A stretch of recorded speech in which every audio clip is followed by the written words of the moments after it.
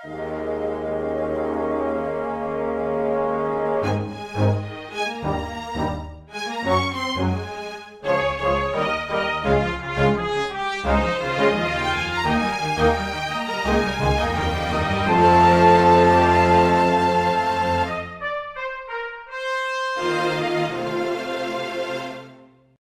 another wonderful manga evening. It's us, it's Nick, it's Quinn, it's Weekly Manga Recap here on June the 14th of 2023. Welcome everyone to the show.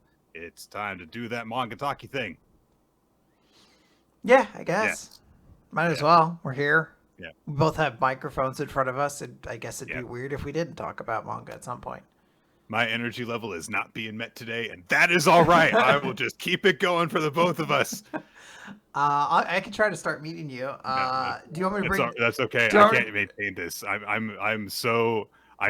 We're going to hit one bad chapter, and immediately I'll be like. Do you want me to help bring the energy down a little bit? Yeah, sure. Help me get into my groove, because I do need. I think I'm at the level of I'm energetic, but I'm not focused, and I need to focus on what we're gonna do. So let's do that. So my brother, who is dead, his birthday was yesterday. And I decided Mission accomplished. You're down. I decided to celebrate him. The idea, it's his birthday. This is the time to celebrate who he was. Not that he's gone or anything like that. So I just wrote out a whole list of things that reminded me of him, and I was like, I'm just gonna do them. When I listened to the new Metallica album. When Metallica was his favorite band. I got lunch from his favorite restaurant, which I'm acting coy about his Five Guys. But I did all these different things.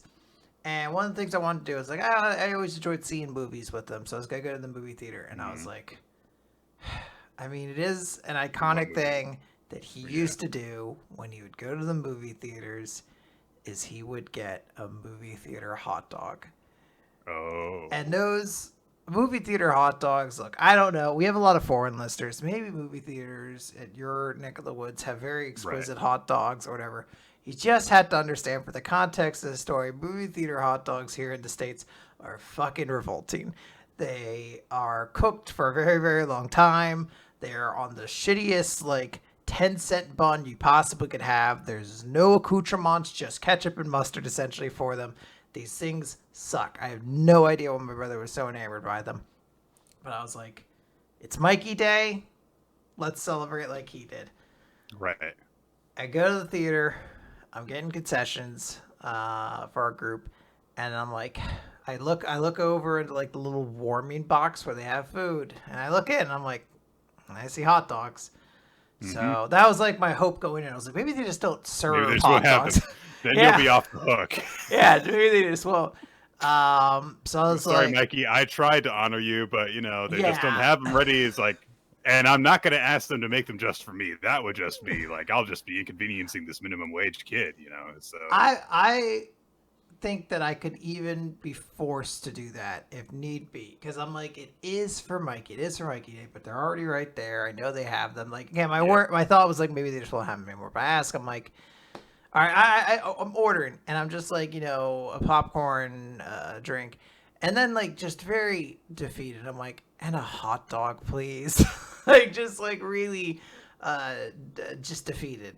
And they're putting it into the register, and there's multiple people. One person's doing the register, the other person's getting everything ready, and the person who goes to get everything ready reaches into the hot container and he pulls them out, and he's just oh, we can't serve these to you. These are really old. Actively, we can't. In no good conscience can we serve you these hot dogs. What's the attitude? It was a step away from them saying ma'am, we understand you would like a hot dog. We cannot give you one of these hot dogs. Because my only hope at the point of this is you sniff it and realize it's bad and don't eat it, or you do eat it and it instantly kills you, and so you don't sue us. If there's anything in between, you're suing our asses off of this. I was like, I do know what it like from working in the movie theater that like very frequently there's like 2 or 3 shifts at the day where you just like make food and then put it in the hot warmer. But Oh you like God. usually it sits for like an hour or two and then they're like it's Right. gone.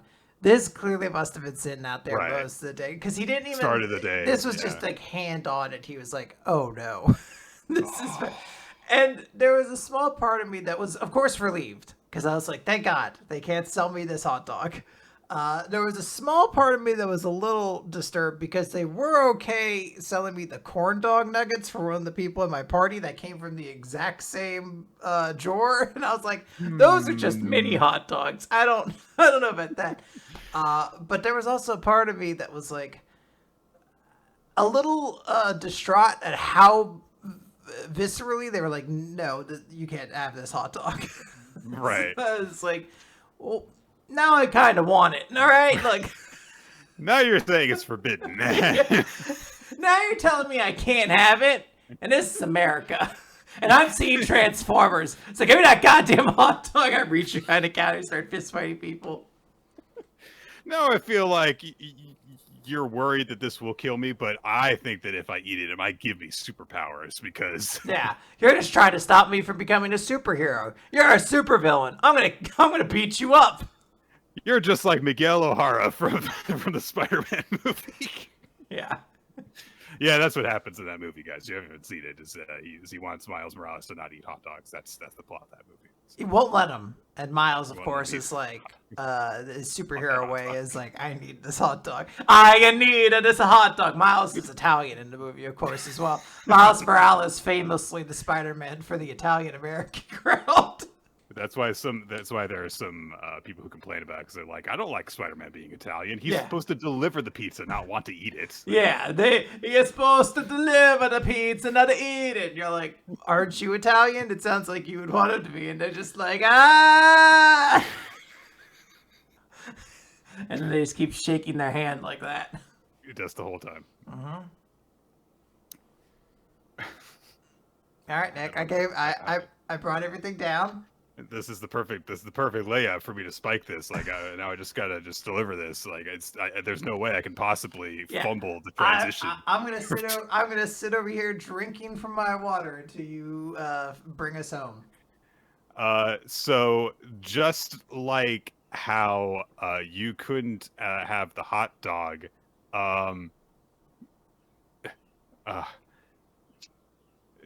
Undead Unluck. Nick, this water has to last me the whole goddamn show, okay? I need you to wrap this up. Undead Unluck. That's the transition. I did it seamlessly. Perfect. There is no My Hero for this week. I think. Oh, that's what I should have said. We can't have My Hero Academy. I thought that's where you were going. Yeah. There's no My Hero. I think it comes back next week. I'm not 100% positive. I haven't heard anything about. Or is it? No, this was an untimed sabbatical, so I don't know if we know a date of it coming back yet. Yeah, I haven't heard anything about it being a long-term thing presently, unlike with One Piece, which we'll talk about later. As far as I'm aware, it should be back soon, but we'll see. All right. In the meantime, we are going to open with Undead Unluck number 162. Master B, respect me. If we didn't have Cipher Academy every week, it might be up for chapter of the week, like naming convention. Yeah. But sadly, anyway, we open up in a flashback back at the airport where Shen's little sister is basically continuing to explain, like, yeah, my brother has been strange for a while ago. This old Fuko, and he's like, yeah. A flashback within the flashback is like, yes, I'm going to win the next Tenrai Sai, and I am going to beat Fang. You can count on it. And Shen's sister is just very concerned because she's like, Fen is stupidly strong. I can't even begin to explain how strong he is. And I know Big Brother is strong, but he can't defeat Fang. And goes on to explain the backstory of, like, Shen and I were abandoned when I was still a baby and Shen was only 3. And Fang adopted us not because he wanted to or anything like that, but because it was a stipulation to fight you. You made sure that this happened. And it was weird, but we were also kind of a family, like dysfunctional. Like my brother and Fang fought a lot, but like we were a family. Yep. However, beyond that, we were master disciples. So I know if it comes down to it, Fang will kill my brother. Like if they get into a fight, he's not going to hold back. So please, lady, I need you to defeat Fang and save my brother. So we're back at the present now. Fuko's in the tournament. I guess not everyone was eliminated. I thought everyone was kind of eliminated in the individual things. But I guess a couple, or maybe these are guys who are just getting back into the ring. Anyway, some of them pull knives to try to attack Fuko. But hilariously, Fang's like, you're here. We can stop the whole stupid tournament. I can just kill you right now. Yeah. Let's fight. I knew this was pointless. Yeah. I do love the commentators like, no, jumping into a match against four. He's like, who gives a fuck? I want to fight you. This is all I care. He just starts immediately exchanging blows with Fuko. He's like, it doesn't matter. Everything I've done because I wanted to fight you. I haven't killed anybody, which means I haven't been able to fight anyone to the fullest. I had to adopt a child, and his stupid sister came along with him, and he said he'd kill myself if I didn't take care of her too, so I was stuck with both of them, and I had to change her diapers and cook for all of them. And I do love Fuko's little thing. She's like, I'm sorry for the trouble, but I do appreciate your dedication to like being a parent to both of them. But it looks like they're about to have a big, showdown punch-off. When we see like a little Dragon Ball Z like jump away motion from one of the other arenas, and who should interfere but Shen? He grabs sort of both fists, and he's just like, "Hey, this is the Tenrai side. This is a once in a decade tournament. I actually have like stuff on the line, so like we got to actually have the tournament." It's a nice little re-meeting between Shen and Fuko. Yeah, her old master, even though he's as baby-faced as ever. Like, he looks the exact same as, I think that, because I'm pretty sure that they're still in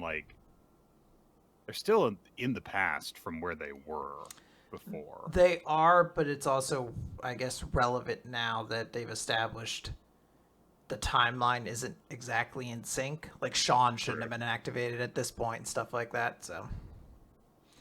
I'm a little upset that Shen's back, if only because there's so many like light-haired characters with a very similar face, and I'm like, fuck, are you Sean? Are you Shen? Are you Gina? He's no longer a Shang-Chi, so it's harder to distinguish between him. Yeah. Also, he's here, and Mui isn't here, and I like Mui. Yeah. So. But Shen's just like, yeah, look, if you want to fight, do it outside, but I'll have an easier way of getting through this tournament if you're not here. Fang is just like, no, fuck this. Our match has begun. I am not allowing anyone to stop it. And he pulls out his staff, and it begins to like light with a dragony fire. And he's like, oh no, it's the Zushin Tekken Rod. Run, Fuko.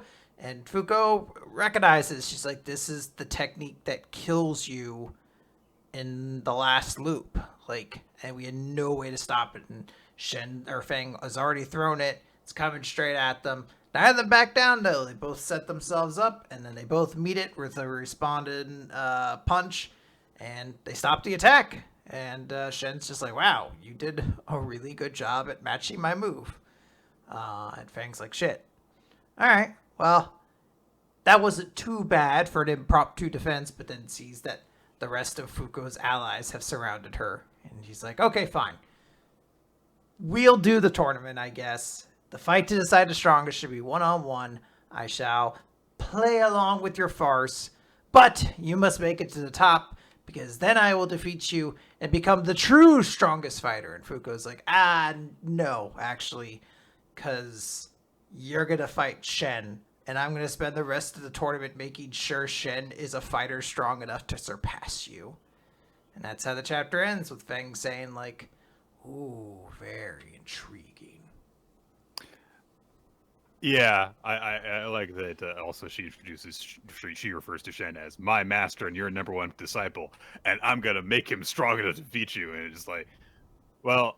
So if this weren't already confusing enough for Shen, for him to hear like, I'm your master? Wait, you're gonna train me though? It's a little bit weird, but yeah, we're big into this now.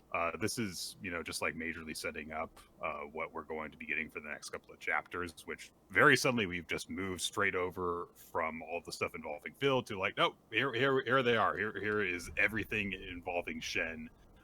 Well, not everything. Like I said, Mui's not here yet, so hopefully she will show up soon. But of course, this is a bit different. Like Shen's sister did not die in this loop, which is good because that was very bad for him. Yeah, it's going to be a weird kind of thing that I presume is going to be all about the things that made some of our heavy hitters strong in the previous loop aren't happening, so we have to kind of do a substitute thing, similarly to stuff like what Billy went through when we were at the war mini arc prior to this. Yeah, I'm excited. This involves a lot of characters that I do really enjoy, and an aesthetic that I really enjoy because I'm big into kung fu stuff. Yeah, it's all about the kung fu arc. Kung fu arc. Yes, that's correct. All right. Well, Nick, we'll talk about Chainsaw Man next. Although I will argue, not the series with the most chainsaws this week. Yeah, there's not very many chainsaws in this chapter, actually. Yeah, and Eden Zero has a chainsaw, so thus, I think Eden Zero actually is Chainsaw Man this week. We'll talk about that. Yes, it's Chainsaw Man. It's chapter 132, Protection. Last time we saw Nayuta refusing Famine Devil Fami's offer to work together because she has to go to school. This chapter, she's going to school. It's lunchtime. She's having lunch with her classmates, and she immediately says to two of them, "Give me your desserts," and they hand over their desserts because she's the control devil, and she's also a little kid, so of course she's using her power to get more desserts. It makes sense. And we know from before where she just wants ice cream, she loves desserts. So yeah, this is actually important character building. Yes, this unique quality for a little kid character. No other child before has been disinterested in sweets. Not at all. We get some brief chatter about how there are some kids missing from class, which, of course, there's been devil attacks popping up. People have been dying. And also there are people who are just moving the fuck away from Tokyo as well. And they note that, like, oh, there's someone missing too. And Nayuta's just kind of like going like, oh, really? And then the cops storm the building. It's just in full riot gear. With machine guns, burst into the cafeteria and hold Nayuta at gunpoint. Cut. I found it very funny. I can't remember who. I think it was just somebody on Twitter who cut the image of Nayuta eating all the ice cream she's used her powers for, and then the image of her being held at gunpoint. It's like Nayuta sewing, Nayuta reaping. It's just that face, like, because she does have like a little bit of like an indignant face. What the hell? It's my desserts. She doesn't look particularly worried. She does look very indignant, though. Yeah. So then it's time to check in with Asta. Asa is okay, following everything that happened before. Of course, the last thing that she fucking remembers is falling into a devil's mouth. There's a very brief indication that, like, she's having the nightmare again, which is like, hey, she's got trauma. Yay! But she wakes up at the sound of a news report on the television about how there are power outages that are affecting all the major districts in Tokyo, and that a whole bunch of people are missing as well. As of right now, there are over 2,000 confirmed casualties and missing persons. So, it turns out that Asa is in a shelter, an emergency shelter, following all the stuff that happened. And there's like injured people being gurneyed by, and Asa kind of comes to. She's been slumped over on this couch next to this older person who says, "My grandkid, who's about your age, got crushed by debris." You're like, I didn't ask for your life story. And also just kind of like, has a moment to realize, like, Chainsaw Man saved me again because I'm still alive. Yep. And turns out that just because the falling devil, went away, doesn't mean that there aren't still a bunch of problems, because apparently there were a whole ton of gravity fluctuations that caused cave-ins and landslides all across the globe. And in response to this, someone is on TV calling for action. And he says, in a world veering toward apocalypse, can we really count on politicians and devil hunters? Who is it that beat both the falling devil and the gun devil? That's right, Chainsaw Man! Chainsaw Man saves us for no reward. He wants to date girls. He does want a reward. If He doesn't know that. He would tell you. And I want to work with him. I and those who think like me founded an organization. Its name is the Chainsaw Man Society for World Peace. I don't know what show he's on, because the sign behind him says Chainsaw Man fan pretty boy, the youth opinion. Yes, it's odd. So he calls for action, and he's saying that they're recruiting new membership to help them fight alongside Nostradamus, and, quote, help us prevent the coming prophecy of Nostradamus. Fight with us at the forefront. So the host, by the way, this is the president of the Devil Hunter Club / Student Council, Isayumi, who's saying all this stuff. And the host of the television program is like, hey, you really buy this Nostradamus stuff? You're still in school, right? Careful now. If you fail your college entrance exams before the end of the world, your life is going to end first. And the audience goes, yeah. That's a funny joke. That's a good joke. It had wit. It was snappy. It could not have been phrased any better. And it helps us mock someone that we think is a weirdo. That's the most important part. It was the trifecta, honestly. You can't be upset. You just got to take your lumps. Sometimes you're there when magic happens. You're on the receiving end of it. It doesn't feel good to have Michael Jordan dunk on you, but someone had to be the person Michael Jordan dunked on for all those iconic shots. It just happens. You see, he just gets backstage and he's like, oh man, that host, he had just the sickest material. He burned me so good. There was nothing I could do to fight back. Nick, he was so much cleverer than me. We know what this character does when he goes backstage. He puts on his clown makeup and then kills everybody. We've seen this movie. I haven't seen this movie. Well, Nick, you better watch it or else you won't understand the sequel, which is a musical. Name a DC movie that's come out in the last 10 years, and I have probably not seen it. So. Oh man, I really wanted to find like a deep track. Birds of Prey. No. Damn. Oh, I'm sorry. Do you mean, what is it? The liberation of Harley Quinn, aka the Birds of Prey, or something? I think it's like the fantabulous emancipation of one Harley Quinn, Birds of Prey. The movie that basically no one saw. It's actually not a bad movie. It's actually a solid movie. I heard it was just marketed really poorly. Yeah, so. It shouldn't have really been. I mean, it's not really a Birds of Prey movie. They all show up in like the last 15 minutes. Right. Yeah, it's a Harley Quinn.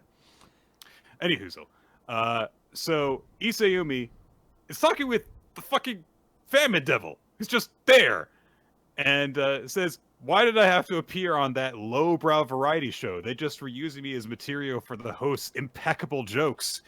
And Fami says, relax. The ridicule was the point. He goes, why? He's like, don't think about it. Shut up. Yeah, stop thinking. Just do. You're a pawn. Shut up.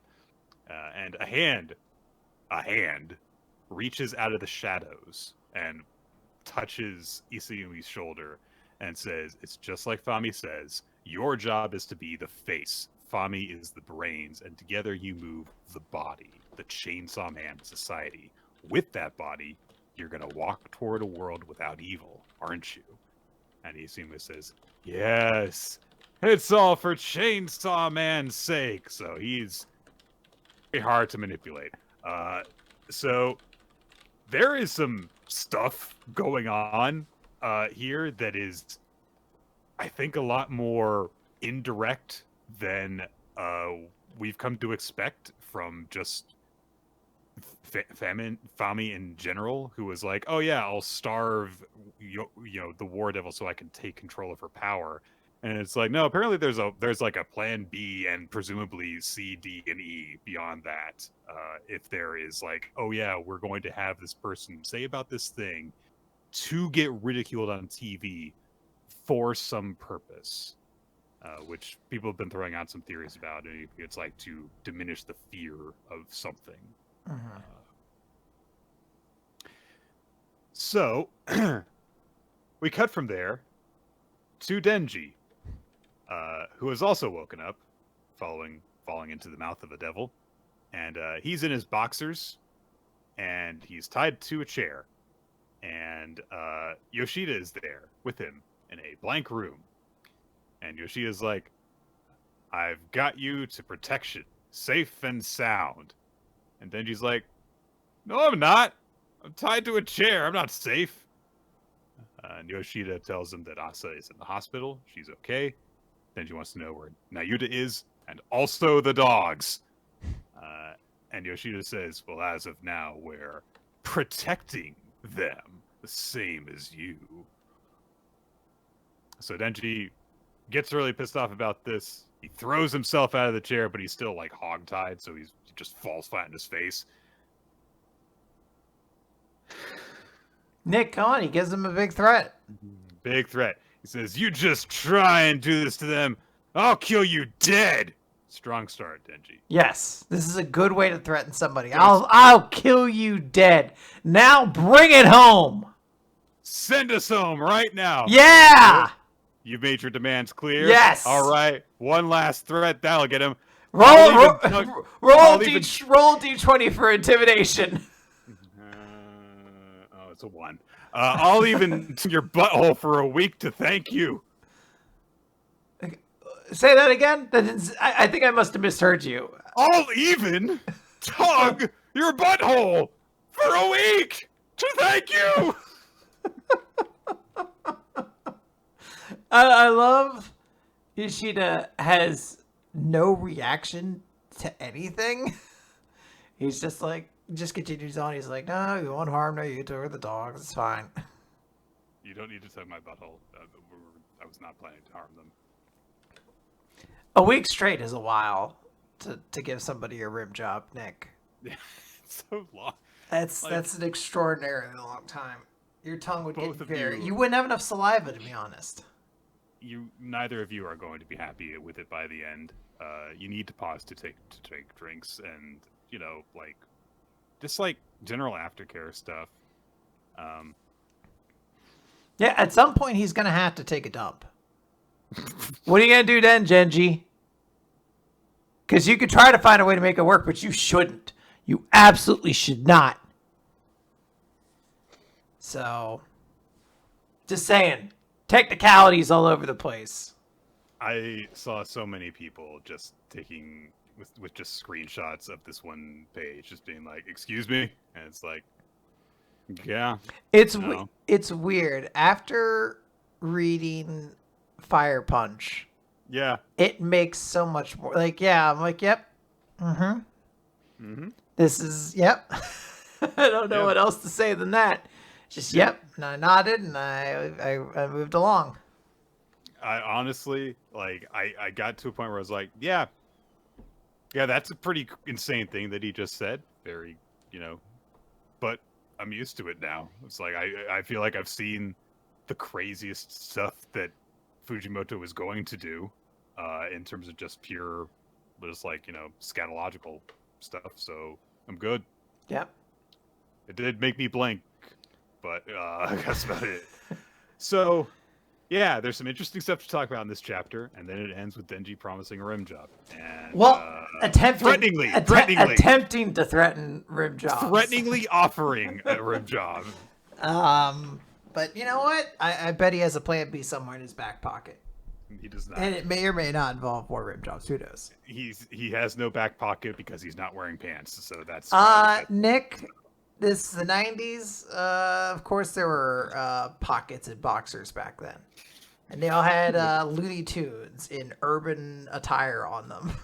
What we don't realize is that actually they're not boxers. They're actually just those pants that have the zippers on the legs.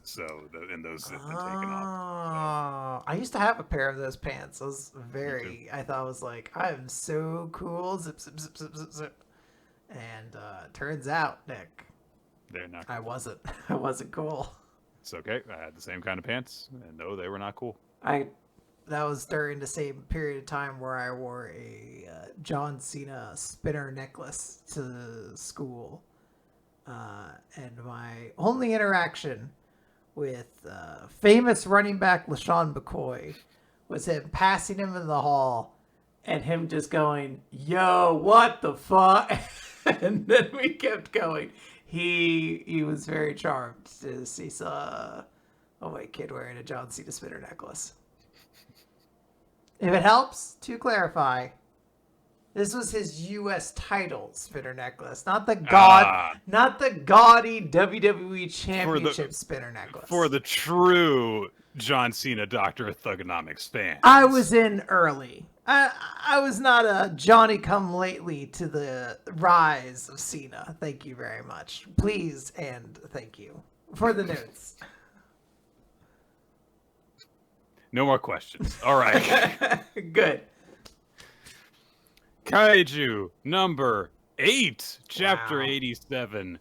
It's Narumi fighting the water kaiju thingy and dealing some heavy blows to the thing, chopping limbs off and stuff. That's not supposed to happen. He's supposed to read the electric currents of bodies and stuff. So how can he read the water too? Well, it turns out the eyes all over his body have changed color from red to green. The kaiju goes like, wait a minute, this isn't within Isao Shinamiya's memories. Ah, my arm! More water! Ah! And Narumi says, like, I can see it now. You're going to bait with a frontal attack to mobilize the legs. And I can see that, too. 5 water arms defend while the main body prepares to attack from behind them. So it's a reversal of what they were doing before, where the kaiju was like, oh, I know this technique because it's within Isao's memories. And he was reading and stuff. And now it's the other way around. Narumi was reading all of his movements. And the kaiju goes, what is this? And we get a flashback. A flashback montage, I should say, from Narumi's perspective of how Isao thought he was a shitty little kid. Pretty much. Just was always telling him, like, I don't need an incompetent officer. Beat him really soundly in a sparring match. Kept on trying to go after him. Kept on getting his ass kicked in every form of sparring that they did, whether it was boxing, martial arts, kendo. None of it was good enough. He was completely inferior to Isao Shinamiya, and every time that he lost, Shinamiya would just walk off and say, I don't need any incompetent officers in the first division. It's the point that Narumi started throwing, little kid fits, shaking his fists on the ground and everything. And so he says, like, I wanted to bring you to tears, so I produced result after result after result. And I was even picked to be Numbers Weapon 1's compatible compatible user, rather. And you still weren't even the slightest bit impressed. And then you grew older, and you stepped back from the field, and then you were gone. He died. Uh-huh. So Narumi says in this moment of this mentor who he never was able to prove himself to before he tragically was cut down in the field of duty. Screw you! I'm gonna prove myself to you! Fuck you! Yeah, you suck, old man! You blow! Scientists guys talk about how the bars are getting higher. That they're higher now. They're higher now. Look at how high they are. Oh my god, they're so high. These are crazy. But they're too high because Captain Narumi's brain will barely last another minute because the bars are so high. But fortunately, the kaiju is just getting chunks taken out of him, limbs chopped off, holes blasted in its body and stuff. And he's just like, what? I can't dodge. I can't defend. I can't even catch sight of him. He's not just predicting my main body's actions. He's predicting every movement of mine via the water. And he starts complaining like, hacks! Number one's ability is pseudo foresight, reading the electrical signals in the body. How are you doing this? And Narumi I looked up the monster manual. You don't have this ability. And Narumi says, that's the ability it had when it was number one. In addition to electrical signals, I can perceive the movement of electrons, fluctuations in temperature, the terrain, every detail of a location by way of the eyes throughout my body, and use that to predict what will happen via mental vision. It is literally the power to see the future. And then he blows off the kaiju's leg. It says that this ability didn't manifest when number one was still a kaiju. It's a power that I developed on my own.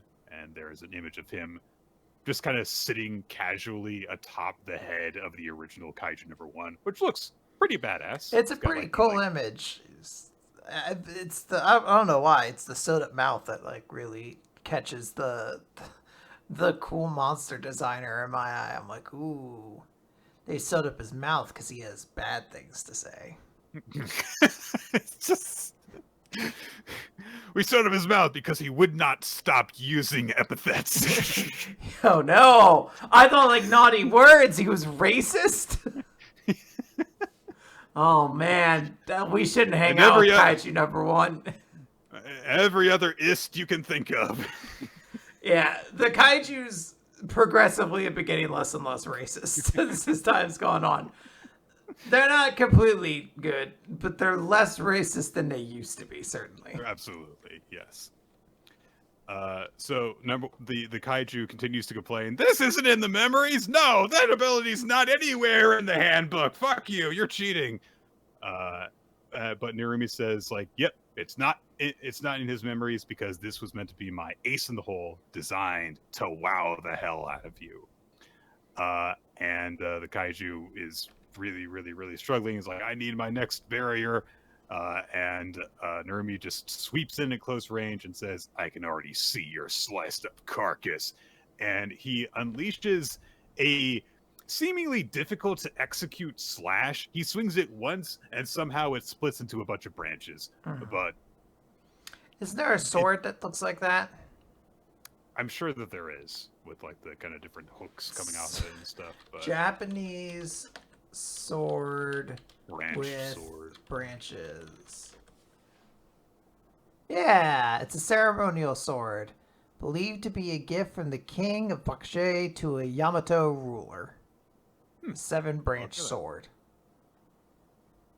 Well, so he does that, and he cuts apart the kaiju to end the chapter. Whoa, Narumi's got super future powers. Ooh. I was like, I'm so smart. I definitely know about this. And then I'm looking at popular media. It's just like, this was featured in Fire Emblem, also in Bleach, also in Magi, and Ace Attorney, and Persona 5. And I'm like, oh, okay. Never mind. I've just seen the sword a lot in popular fiction. No. Quentin, claim you saw it in a historical book first. Oh. And then every time you saw it in that media, you're like, I recognize this. Yeah, I was watching an enlightening documentary on Michael Collins, the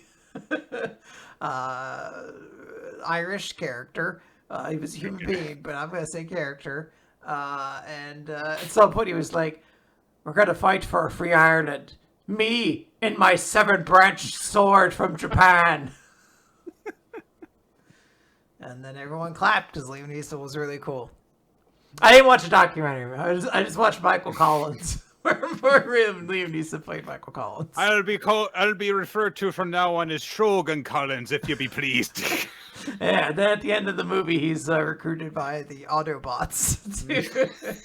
And that's why you need a new person in G.I. Joe with the samurai skills. Take down that snake eyes real quick, just like I drove the snakes at Ireland. And they're like, that was St. Patrick, also didn't happen. Just like when I won those 8 NBA championships. That's the Boston Celtics. That's, they're not even actually Irish. He's just taking credit for everything that's Irish. That's like, just like when I had the idea to add marshmallows to breakfast cereal. Now, if you'll excuse me, I have to perform my never one hitch single, Someone Like You. They're like, Adele's not Irish. You're just taking over anybody who's my famous wrestling finisher, the Claymore. Again, I mean, you're closer, but that's You're still just grabbing anybody in the general area, I think. What a weird idea. All right. Anyways, Spy Family. Spy Family.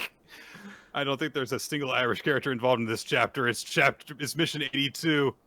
Oh my gosh, Wheeler, that spy double agent guy. He's avoided the original meeting place and got to a new location. And so Fiona and old agent guy are like, oh, where is he? He must have changed the meeting location. Meanwhile, Wheeler is meeting up with some other guy with a scar, and he's like, hey, how about you hand over those files, Wheeler? And Wheeler says, I need to verify first that you're really with the State Security Service. And the guy says, well, you think I'm really Twilight, the Master of Disguise? Ha! Can you prove to me that you're the real Wheeler? And Wheeler says, well, my green tie and yellow gemstone tie pin I already have. That's the signal you specify. And the Scarface says, hey, it's yellow.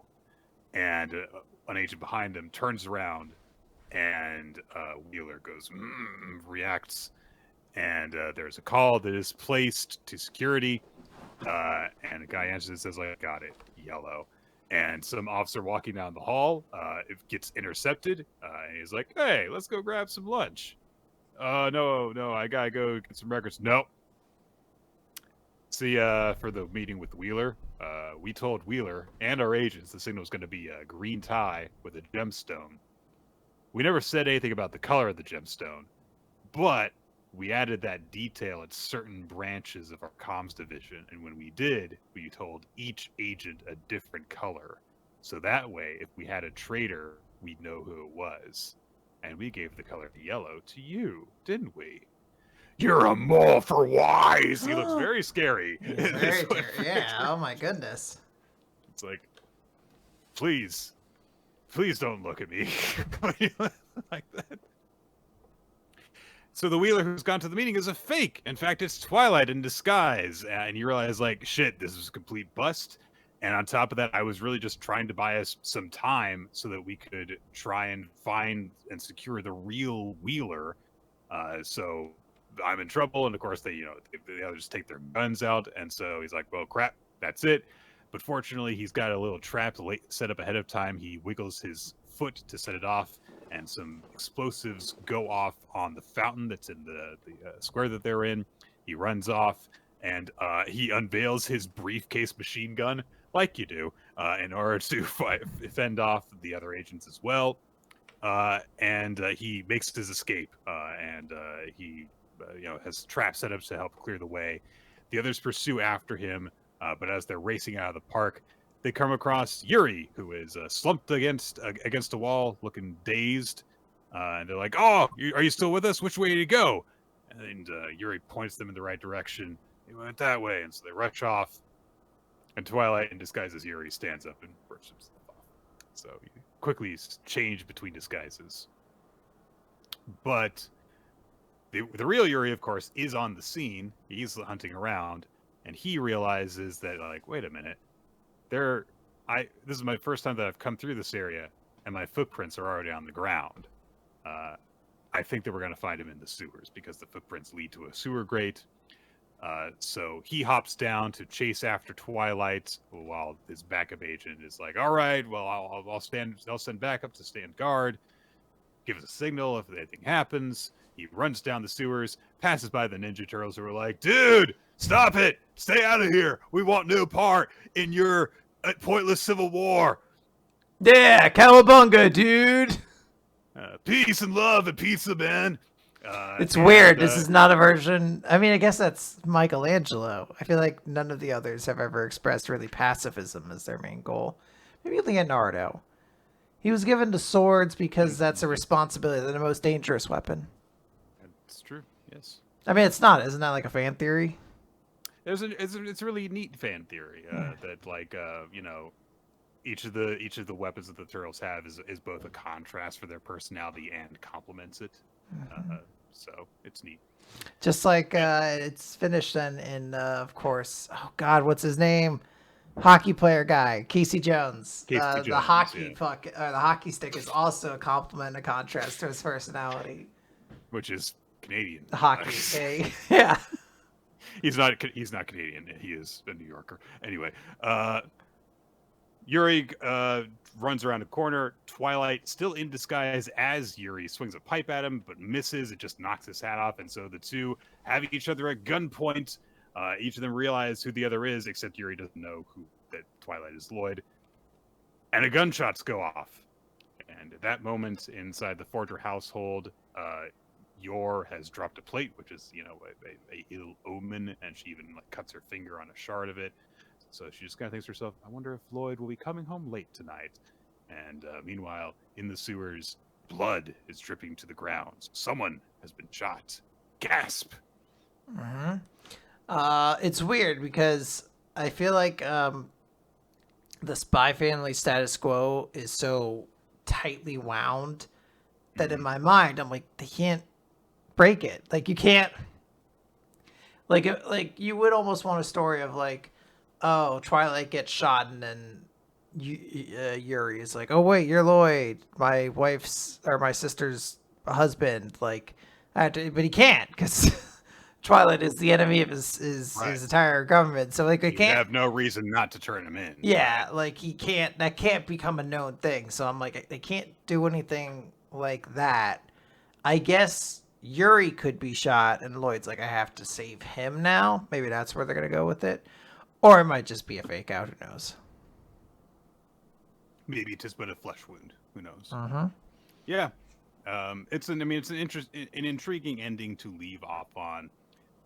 But again, it's too much of the spy stuff, not enough of the family stuff. There is nothing really amusing about this chapter. It's just kind of like spy action stuff.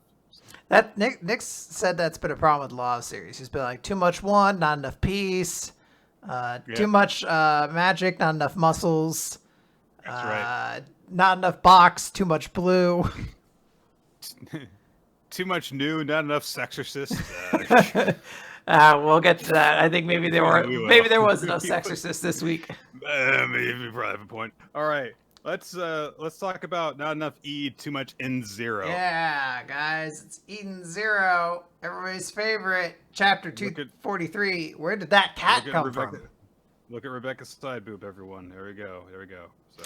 I mean, that could potentially be a comfy way to lay. I don't know if I'd lay with all of the perfume bottles and makeup by her that she has. That seems dangerous. It's gonna get knocked over as she moves around in her sleep. Yeah. That's my thought. As I was like, you don't want to roll over on that. It's gonna be painful.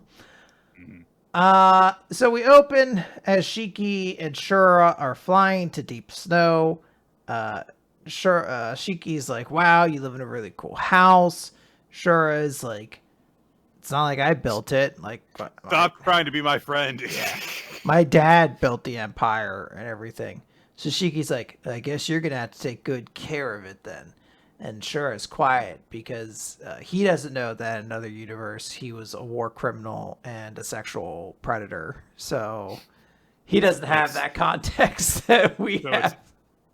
So it's irony, you see, because it's relevant in this context because he's not those things right now. In this universe, he never had the opportunity to commit just awful crimes against humanity. Yes. He's just a silly little goose in this universe. It's fine. He's just a silly little guy in this world. We cut over to Rebecca, who last time was given a secret message from Mueller using a voice changer to be like, hey, actually, Rebecca, we do need you on this mission. You need to take this secret way. And I think the expectation was everything's been going really well in this universe. I feel like they're going to pick up on the fact that oh, that's weird. Clearly it's someone who's not Shiki trying to talk to me. They have 2 hackers on the crew. It feels like it'd be very easy for somebody to pick up on this. Let Rebecca know, hey, you're clearly walking into a trap. Right. Nobody is monitoring the comm lines or anything like that. Nobody's monitoring where Rebecca is headed or anything. Yeah, that doesn't happen. Rebecca walks straight into a trap, gets gassed, and we cut away to inside deep snow where Shiki and Shura show up and they're like, hey, where's Mueller? Everyone's like, actually, he's not here. And then Pino's like, oh shit, I detect explosives. They're going to go off right now. When we cut away, there's a big explosion. We're like, uh-oh, they're gone. Cut over to Mueller. He's doing his little giggly laugh. He's very excited. He's like, aha, no one knows where my secret laboratory is. And now I have the girl who possesses the time ether. He says he would love to extract her powers immediately like he did with Xenolith. And then doesn't. Nope. He doesn't. I guess he didn't have that machine ready in this lab. Nope. So he's like, instead, I've detected that all of her ether is in her legs. Right. So I will just take her legs, basically. I'll just chop off her legs. Well, there's something very important that happens here, quick, which is that he establishes the powers in her feet. That's disgusting. Human feet are a breeding ground for bacteria and germs. I don't even want to touch them. Oh, okay. If I just chop them off, then I could just consider them parts instead of feet. And that'll make it much easier for me emotionally to do it. So, guys, if you needed proof that Mueller is the most disgusting, horrible, evil person in the world of Eden Zero, it's not anything else that's come prior to this that is proof of that. The genocide, destroying of planets, the horrible, the lying, and the torture and the trauma that he's caused with Hermit and with Clean, with Jin. No. It's the fact that he doesn't think that feet are sexy. That is the true sign that he's a monster. The ultimate villain in this universe. What a horrible person he is. He doesn't like feet. Yeah, he's a real creep. He's a real creepazoid now that I know he's not into feet stuff. He's like, yes, according to my calculations, if I cut off her legs, then her time powers will remain in them, and I'll do something with that. He does also have to do his little evil thing of what should I do with the upper body? Maybe keep it alive and use it as a punching bag. But his ultimate goal is he's like, it's me, the evil Dr. Mueller, as Rebecca's starting to wake up. And Rebecca's like, wait, where's Happy? And he's like, oh, this cat in the box. He does his little gag of like, this must be a space-time anomaly. How did this thing get here? It's not super relevant. He makes like a joke about it being like an inverse of Schrodinger's cat. So, yeah. But he's just like, don't worry, I have a more important thing to do, an experiment that'll give me the powers to travel through time. I'm going to activate these 20,000 bombs. And Rebecca's like, I don't think that's going to necessarily work because I've been told my time powers don't work anymore. And it's weird because she's like, it just sounds like it's going to be a bunch like 20,000 bombs going off. She can handle that, which is just like a weird tone for the series to take. But I know he can just handle it very easily, it feels like. But she's like, wait, hold on. Losing my legs, though. What if this is that world that I saw before where I lost my leg? She starts freaking out. Like, maybe that was the future of this world, not the other world. Oh, no. And then Mueller actually starts to chainsaw her leg off. Yeah, it takes out the chainsaw fully. Yeah. Yeah, it's like he starts cutting into her and blood starts coming off. Rebecca gives an expression that I will say is not sexually charged. I don't think it quite expresses the horror and pain of having your leg chainsawed off, but it is like stepping on a Lego. Yeah, it is an expression. However, I do like the idea that you can just start getting lightly nicked by a chainsaw, and not like the moment a chainsaw like touches your leg, it would just start immediately like getting horrifically violent.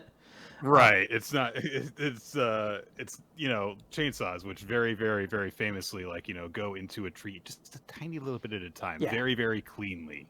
They give cute little nicks as they go. Yeah. Thankfully, this evil experiment is stopped when Happy escapes their cube and kicks Mueller in the face, and then there's like a little shadow over their face. There's like, I made it just in time. And Rebecca's like, wait, what? You're not Happy. This imposter is like, don't worry, your real kitty is asleep on the Starfighter. I switched places with him before you went down the hatch. And Mueller's like, wait a minute, who are you? And Nick, who is it? It's Amira! Yeah. It is. It's Amira, Nick. Yeah. Remember how like nothing was resolved in her in the previous loop? She just like would show up occasionally and then nothing happened. I legitimately had no fucking clue who this character was when she showed up. I was like, I don't remember this person. Am I supposed to? And then I vaguely was like, I do sort of remember a catsuit lady who would show up with the little like swirly face pattern thing. Right. But yeah, here you go, Nick. If you were looking for the satisfying conclusion to the Amira storyline, it's here where Rebecca's like, you're Amira from the Galactic Intelligence Agency. And she's like, but your intel's a little outdated currently on, but she doesn't get to explain because an explosion occurs in the wall. And she's like, oh yeah, I leaked the location of your lab. And who should be there, Nick? But Shiki and Shura were like, hey, we're here to beat this nerd up. And you can tell that some explosions went off right next to us because it tore the shirt off of our ripped bodies. Yeah, we're all super buff, but we're okay. The explosion just let you see a bit more of our pecs. Yeah. This chapter is all the fuck over the place. It's so weird. There is a tone of this being like a big joke because we know that what Wheeler is trying to do. So when he's trying to lure Rebecca to him, it's portrayed comedically because we already know about it. There's no point in keeping us in the dark or building up tension. We know it's going to happen. So instead, a bunch of jokes get made about how he's incompetent when trying to imitate Shiki. And it's like, well, wow, Rebecca, you're a big dope because you're actually still falling for this. And everyone's being stupid because none of them realize that you're going off on your own, walking into this super obvious trap. Then he traps her. And then there's some more jokes because he's like, where did that cat come from? Ooh, because he's wacky like that. And he's like, oh, legs are gross, but parts are okay. And then he takes out a chainsaw and Rebecca's like, oh my God, my legs. Ah! And it is a wild turn. Like I was visibly like shocked when I was like, oh my God, he actually got the chainsaw to her leg and is starting to chainsaw her leg off. Like, I mean, I know that that it's not the point to make this a super harrowing chapter because you can't do that with having Mueller be like, oh, but it's totally me, Shiki. Like, that's not going to be the point. But then for about 3 pages, there is this attempt at being like, actually really sincerely trying to scare you into thinking like, oh my God, is Rebecca actually going to lose her legs? Like that one scene. And it's a very dramatic tone shift. And it's just very, very, it's going along the road, cruising just fine at 50 miles an hour, and you hit a speed bump, and it's just jarring. And it could have just been like, a very consistent thing all the way through. I don't think that it was ever really funny. I think that this could have been legitimately terrifying for a little bit if you would actually lean in the opposite direction.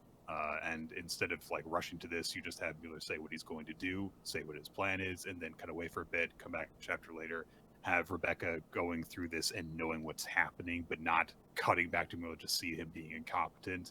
And then she wakes up, she's scared and stuff. You just build that sense of dread, and then it looks like, oh my God, she is going to lose her legs. But that's not the way that this series rolls. So, that's was not going to happen. But I just want to say, like, it was very weird to read this for even reasons that I'm not used to even considering it's Eden Zero. So yeah, that's it is a curious chapter. I guess the part in my mind that really sticks out, it's weird because as I said, like there's the chainsaw stuff, like the Rebecca's face, like all this stuff that I feel like should be part. The part that still blows my mind is like just completely straight. You tricked Rebecca. She flew off. No one caught it. And she was almost like she almost had her legs stolen. Like in my mind, I was like, no. Like they've made these characters so ridiculously powerful and in tune with one another. Absolutely, someone, probably Rebecca herself, is gonna pick up that this is an obvious trap because this guy keeps dropping his bit. He keeps going like, "Oh, Rebecca, my dear, you should enter the hole." She's like, "That's not how she talks." He's like, yeah, babe, go down the hole."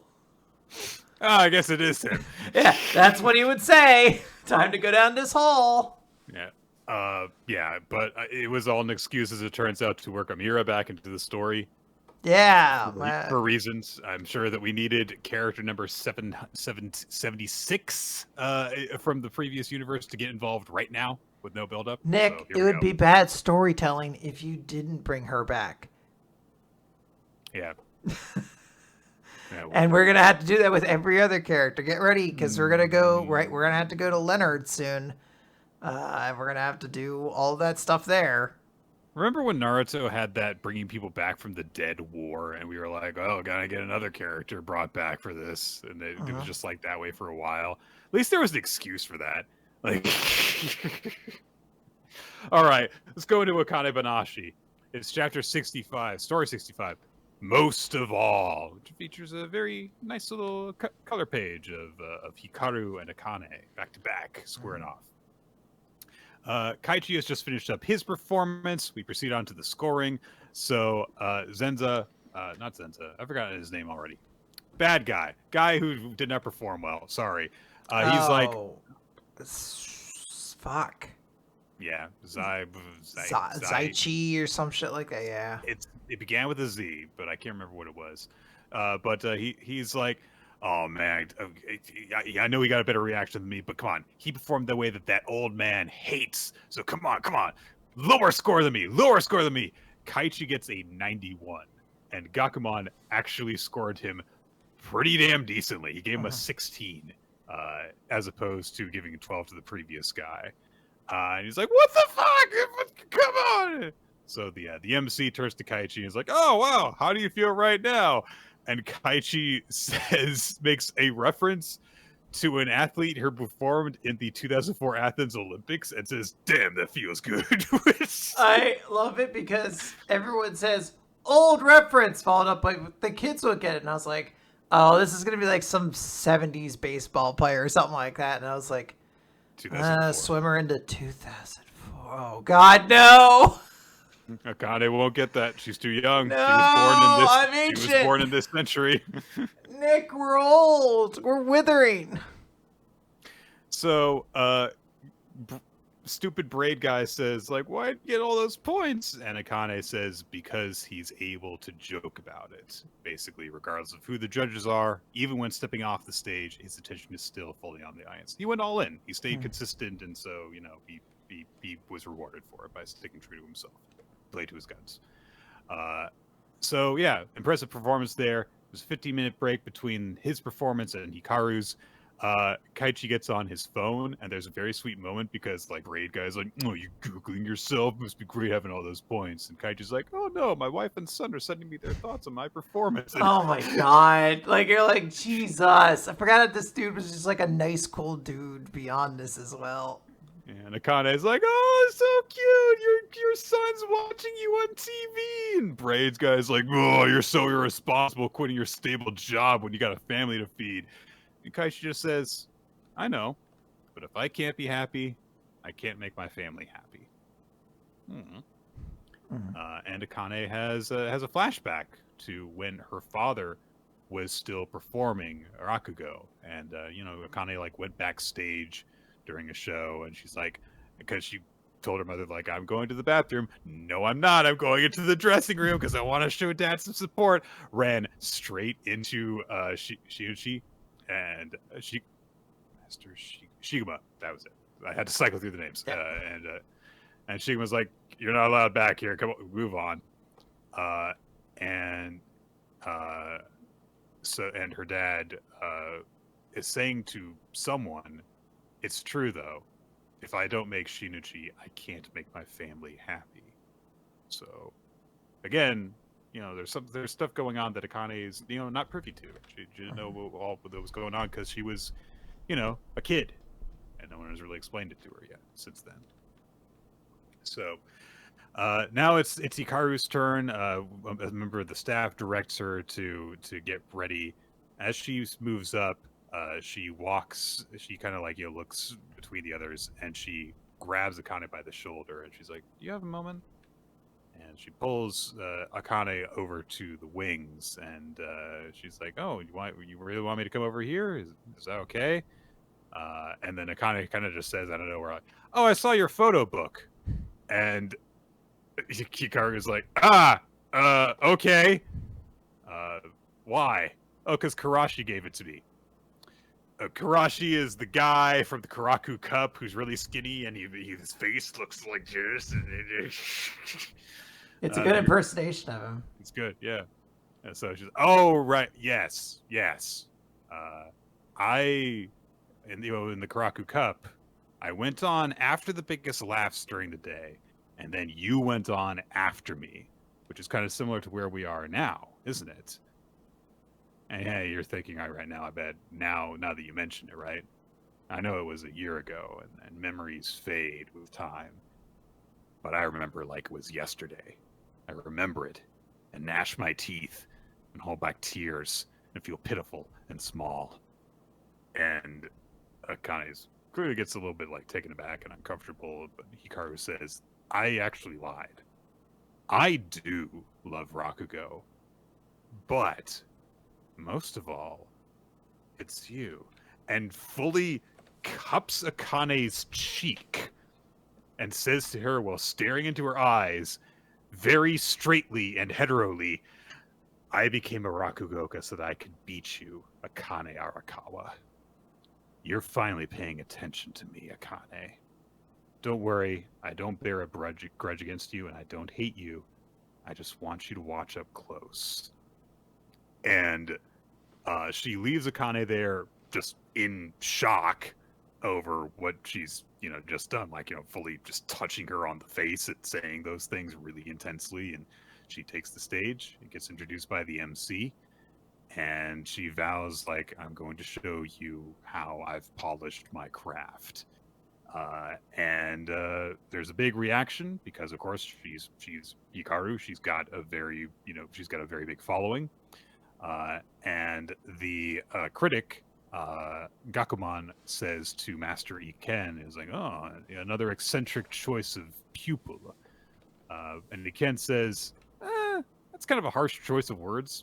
But if you allow me to quibble, there are certain feats that take an eccentric to achieve.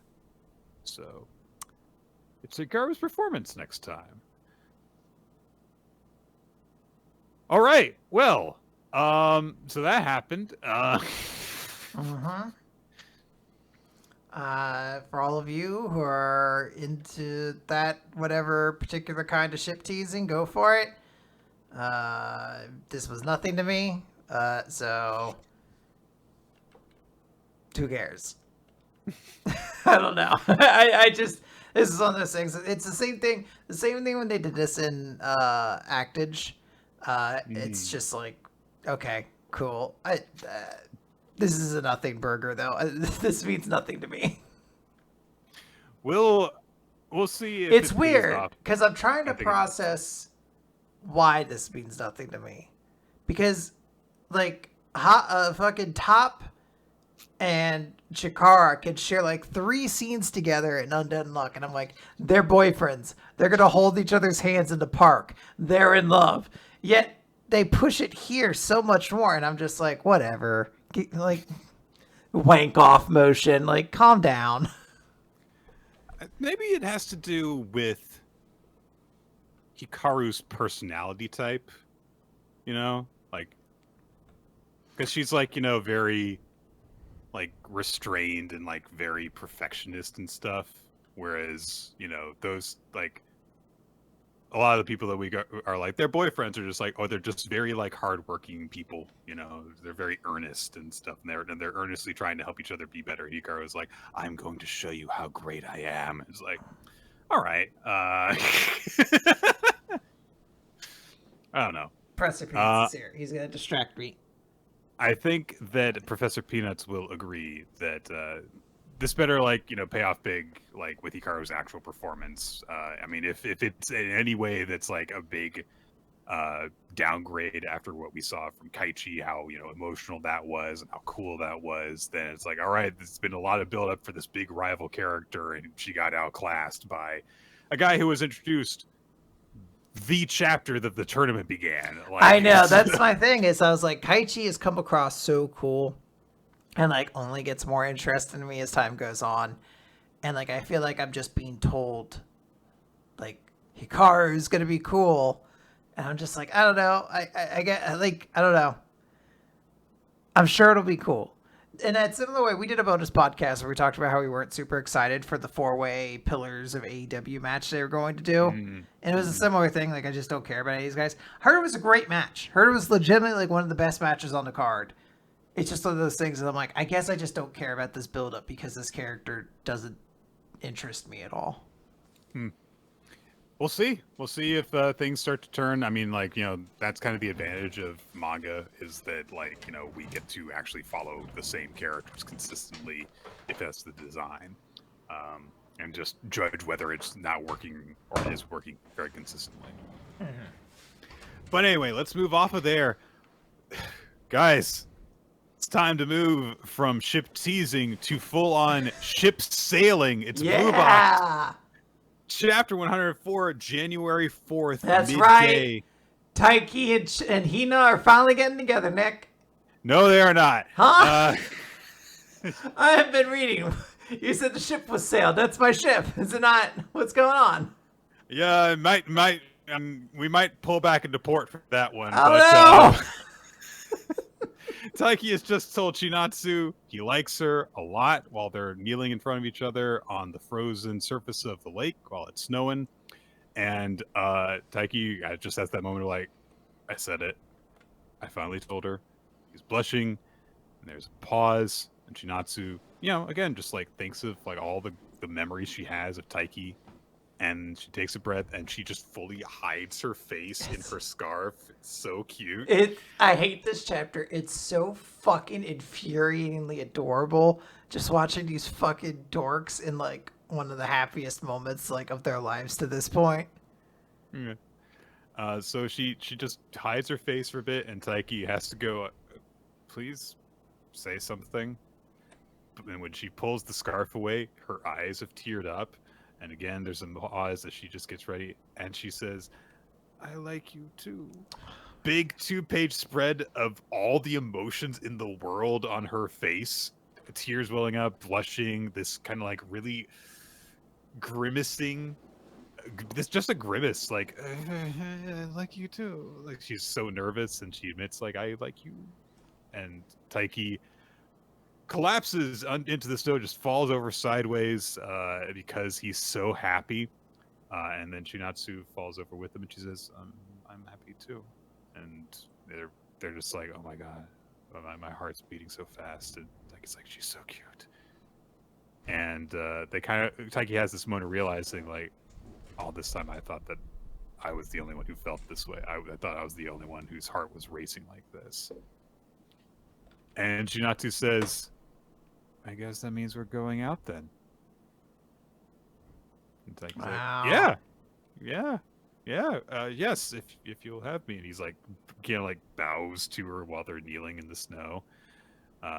And he just thinks to himself, like, Chinatsu Senpai is my girlfriend. And he thinks about all the times that, he's just, been kind of admiring her and interacting with her. And they're both blushing and really just can't like meet eyes. They're so embarrassed. They're so embarrassed. And then Chinatsu's family comes back for her because she did just like run off back to the lake without explaining herself. So they're like, oh, Taiki, what are you doing in Naganoki?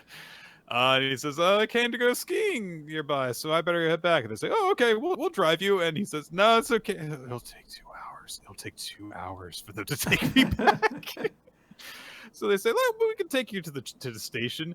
And so, they get into the car and they're like, oh, come on in, Taiki. And he and Chinatsu are sitting next to each other. And her mother is like, oh yeah, his family's taking care of her. And like, oh, well, yeah, you'll have to tell me. And I like how her grandfather was like, I'll have to hear more about this later. Yeah. Like he immediately was like, okay, I won't prod right now. Interesting. And Taiki just kind of realized, like, oh my god, this is still actually happening. It feels like a dream, and I'm actually wondering if this has all just been an illusion. And his hands are kind of like just, pressed on his top of his thighs. And then he realizes that Chinatsu's trying to take his hand. And very quietly, the two of them just hold hands while they're riding in the car. And in the narration, Taiki says, "It's January 4th, midday. For the first time in my life, I have a girlfriend." And that's the end of the chapter.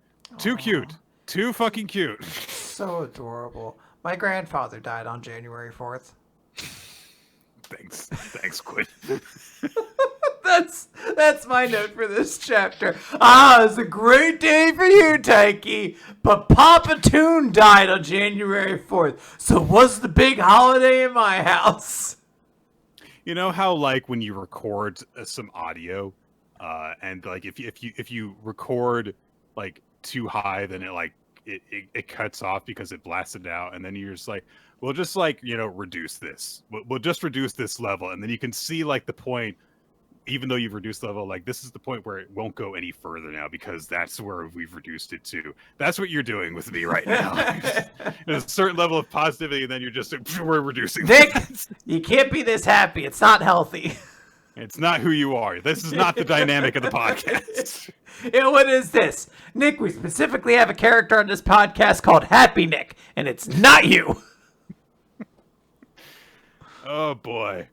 That's Blue Box. It's adorable this week. This is extraordinarily adorable. This is so fucking cute. I love it.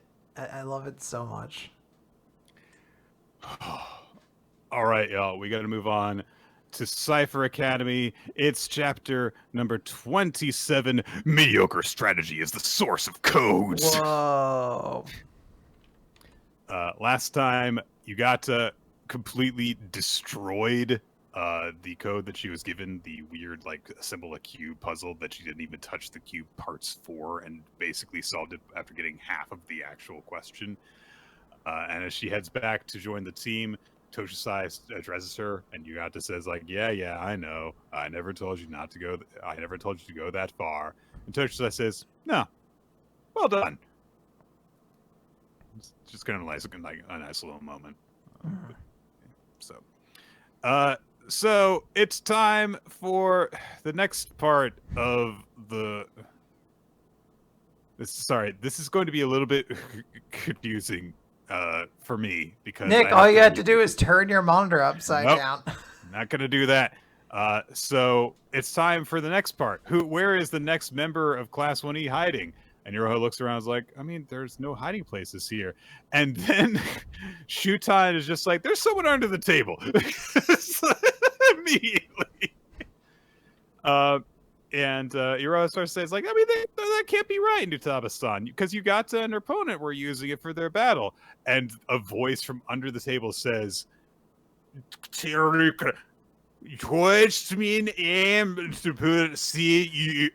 They're just talking upside down, not talking backwards. But the text kind of looks backwards. Yes. All right, fine. So the word bubbles are completely flipped as they're saying this while they're hanging upside down. It adds a dynamic layer to the story. Oh, it is Byu Hanagoromo of Class 1E. And she refers to what they're doing as embracing and watching for some reason. Anyway, she comes out from underneath the table and stands up straight, and she's like, all right, everyone's got a flipboard and markers, right? And immediately one of them says, I'm glad she's not a character who always speaks upside down. Yeah. Someone just said at some point in this process was just like, no, we'll do it for a little bit, and then we're going to drop that shit. So the challenge that is being presented is not actually a one-on-one battle. It's a one versus team battle where the presenter, that is going to be Hanagoromo,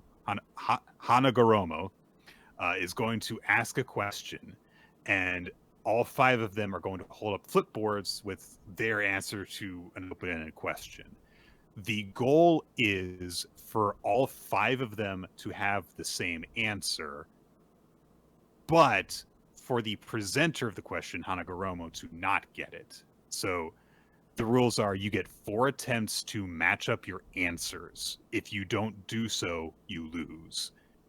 If all 5 of you do match up and Hanagoromo also matches up, you automatically lose, no matter what attempt you're on.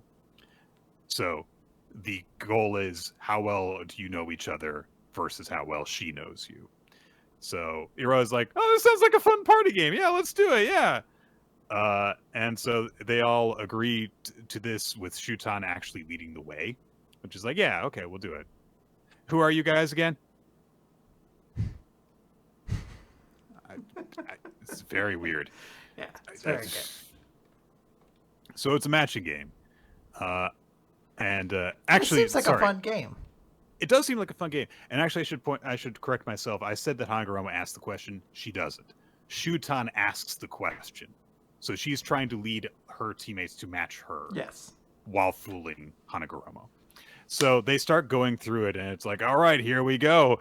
And Iroha's like, I mean, yeah, we know each other in a way the enemy doesn't. You know, like we're familiar with each other and stuff. But as they go through it, like they start asking questions, and everyone's answering the same way except Iroha, who's not matching up. And Iroha's getting like increasingly nervous as they're going through it. He's like, why am I the only one who's not matching up? It's like the other 3 are in such perfect sync. Except that the spy in our midst has also been matching up with them. If we would have lost, if not for the fact that I did not match with everyone. This is so weird. If I'd written the same thing as everyone else, we would have lost already. So they're like, oh my god, this woman's not like a spy. She's more of a sniper. I guess. I love it. She gets a little crosshair eye, like pupil, and the bottom line of her eye becomes like a scope measuring. It is a nice little touch. It's not so just silly. Yeah. It's so silly. Also, her eyebrow becomes a rifle. How did I not notice that? Oh god, it is. Holy shit! They really go the whole 9 yards. 10 stars, perfect. So they're like, oh, by the way, Shutan Nutaba, the amnesiac girl who's been presenting the questions, is actually Kyora Toshusai's little sister. Sure. Okay. I assumed, and this is probably dumb on me, that these were all kids of the same age. But I guess not. Maybe not, or well, they note that she's a stepsister, so she theoretically she could have been had in the same year. Yes. So like, oh, what a complicated background that is. A sister, Toshusai, and Toshusai says yes, but we're not related by blood. So, and then everyone's like, it's so hot that you have a sister who's not related to you by blood. But because they're both females, no one knows who. They just keep saying it to both of them back and forth. They're like, it's so hot. You have a sister who's not related to you by blood. It's so hot though that you have a sister not related to you by blood. They just keep going back and forth. can't stop. Yeah. Yeah. So they're like, oh, these kinds of family matters. Oh, only happen in the wealthy sector, right? Sure, whatever. Mm-hmm. And so, Nutaba's just like, all right, fine. Well, if everyone knows, then I'll just stop pretending that I have amnesia, which was the thing that I was doing the whole time. That was why I asked who everyone was, because that's what happens if you have amnesia. Yeah. And she just takes the bandages off of her head, which reveals that her hair is actually like very similar to Toshusai's. It's not like the same length, but it's like the same texture, which makes sense because they're stepsisters. Mm-hmm. Hold on. Not related by blood. Hold on.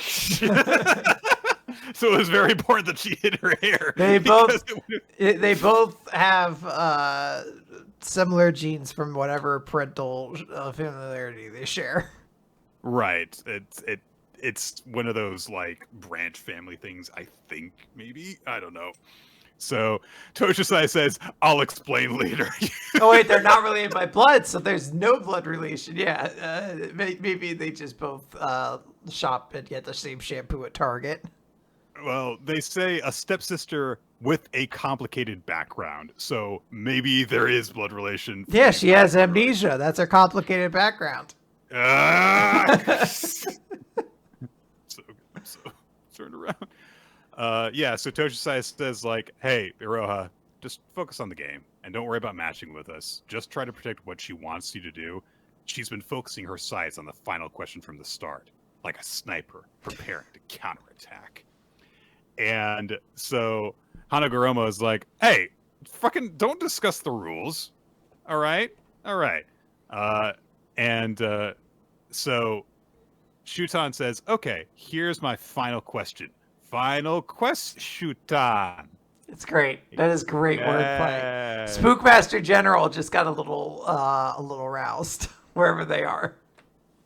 So the answer that she presents is, who's the fourth cutest member of Class A? And so that happens, and so the Toshisai group all react to this, and then Iroha's like, what, she's referring to herself in the first person now? Huh. Okay. Yeah, someone changed their character when their identity was revealed, Iroha. This is the second time this happened to you in like 2 weeks. Like, come on. So this happens, and Hanagoromo is like, ha, you fools. You are underestimating my spying abilities. You may have noticed that I was under the table. Why are you assuming I wasn't under the bed in this scene? I love it. The idea we are recontextualizing any scene in which there was a table. This girl was fucking pressed up against me like, I am gathering intel for a showdown that might happen eventually. We have on the docket currently, no cross-class conflicts coming up, but if we do, ooh. She just like shows up to one of the like murder mystery games and is like, I'm sure they'll use this table eventually. They've got to just come in from the other room.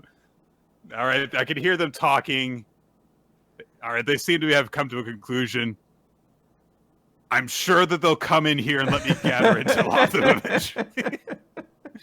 I mean, now, my arms hurt. Yeah. Now, anytime we use an establishing shot of a room with any kind of flat surface in it, I'm going to be like, she could be under there, Nick.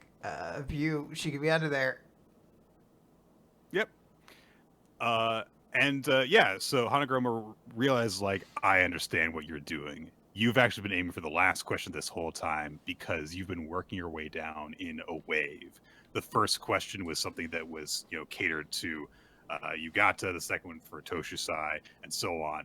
And Iroha is the fourth person, which means that this is the next answer. It's Iroha Zaka. And the answer that Iroha holds up is me. And Hanagoromo is like, And all three of the other girls have all held up things that say me or I am. And Toshisai says, oh my, everyone thought it was themselves. But you said synonyms are fair game, right? So our four answers match because we all answered in the first person. You're the only one who actually wrote a name down, so yours doesn't match. And it was like, this is like the right level of ticky-tack bullshit because it is just like, yeah, I guess, dog. God damn it. So, hey, teamwork makes the dream work. Yay. So Shutan has led the team to victory, and she does a little ribbon dance with her bandages while striking a pose. All right. So she says, hey, it was a piece of cake. You haven't forgotten, though, right, right, big sis, that the true battle starts now. And the next competitor seems to be hidden in the shadows of their leader. But it's actually going to be a tag team battle against Toshisai and Yukako. And the thing that is definitely going to... Oh no, we lost Nick. Unless it's going to be just a clean sweep for Class A, which I would be also fine with, but probably not. So that's gonna do it. So. Yeah, I mean, this is such a weird chapter. It's so hard to gauge what consequence, if any, there is to Shutan being Toshisai's little sister. Like, I'm truly just, like, trying to process what that means, if anything. I love the implication, like, that it was like, oh, there's this room, and Class E's lead investigator is the only person we can see. But every member has been secretly hiding there. So it's like, yeah, one person was hiding, disguising themselves as a member of the team. One person was hiding under the table. One person is hiding in her fucking shadow. I'm like, where the fuck is that last motherfucker? Everyone's going to be like, wouldn't you just draw some blood from you? And then they're going to put the vials on the table and it's going to form into a person. Like, ha, I was hiding inside of you all along. Or there's just like a potted plant that's just a little bit too small for someone to hide behind. They're just been poking out from behind it the whole time. That would be fucking genius. If in all of these chapters has been a character we could see trying to hide behind like a telephone pole, like a Looney Tunes cartoon. I quite enjoyed this chapter. It was silly, it was fun, and there was a JoJo reference in it. You gotta love JoJo.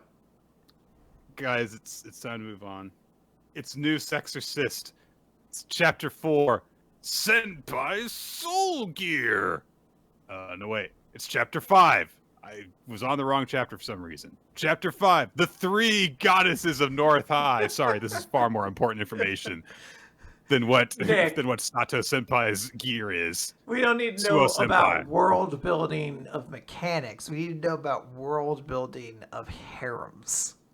Yeah, so Gakuro is being lap pillowed by Nue again, just cuz, and she's like, you still haven't exchanged contact info with Kazusa. It's been 3 days since I asked you to do that. And she's like, I'm sorry. I'm just really bad at asking people questions about personal information. I don't want her to get doxxed. So Nue is into cucking then, I have to assume, right? Like, she is really impassioned. She's like, you gotta get this girl's phone number. Like, I just like watching. I know that they played it up that she's like, I just want you to have a fulfilling school life, but she keeps laying him on like her lap for a lap pillow. That I'm like, she just has to kind of be into it a little bit, right? That's why she keeps pushing this so hard. Or maybe she just has a thing about like bringing up like other people. I don't know. It is. Well, someone pointed out. I guess it was 2 weeks ago. Whatever the chapter was, where there was like an upskirt shot, and we were like, I don't understand how her skirt flipped up. There's nothing there. And then somebody's like, I think Nue was making wind to blow her skirt up. And the question that in my mind was like, why would she do that though? And the answer that people will have is like, I think to help get them to interact, but I'm still not sure why. I know it's like mysterious machinations of the character who knows more than the rest of us know, but like, I really feel like she's just into getting cucked. That's the only thing I can think of right now. So Nue says like, all right, get her contact info, Gakuro, do it. So we get to class, and what's his name again? What's the guy that Zenzo? Something like that. We liked him for one chapter. Zeno, I think maybe Zeno. Zenos, maybe. He says, guess what, Yajima? I just said hi to Shinozane senpai. And Yajima's like, who is that? You don't know? She's one of the 3 goddesses of North High. The school has 3 beauties who will be just no warning. You don't know who the 3 hottie hots of their high school are? Is he an exchange student? I don't care. I'm trying to think. I'm like, I know he's new to the school, but everyone seems to know this, and I'm like, why don't you know? I don't care. So they say like, yeah, there's Shinozane senpai, and there's Kagura senpai, and there's my idol Suo senpai. And Suo senpai comes into the door because she wants to, talk to Gakuro, and she like waves him over, and all the guys in the class immediately go, oh, me? Oh, me? It's a mildly funny joke. It is a mildly funny joke. Suo senpai is just like, all right, fuck. Gakuro Yajima shouts his name at him. And says like, hey, your sister wants me to tell you to meet her for lunch in the club room.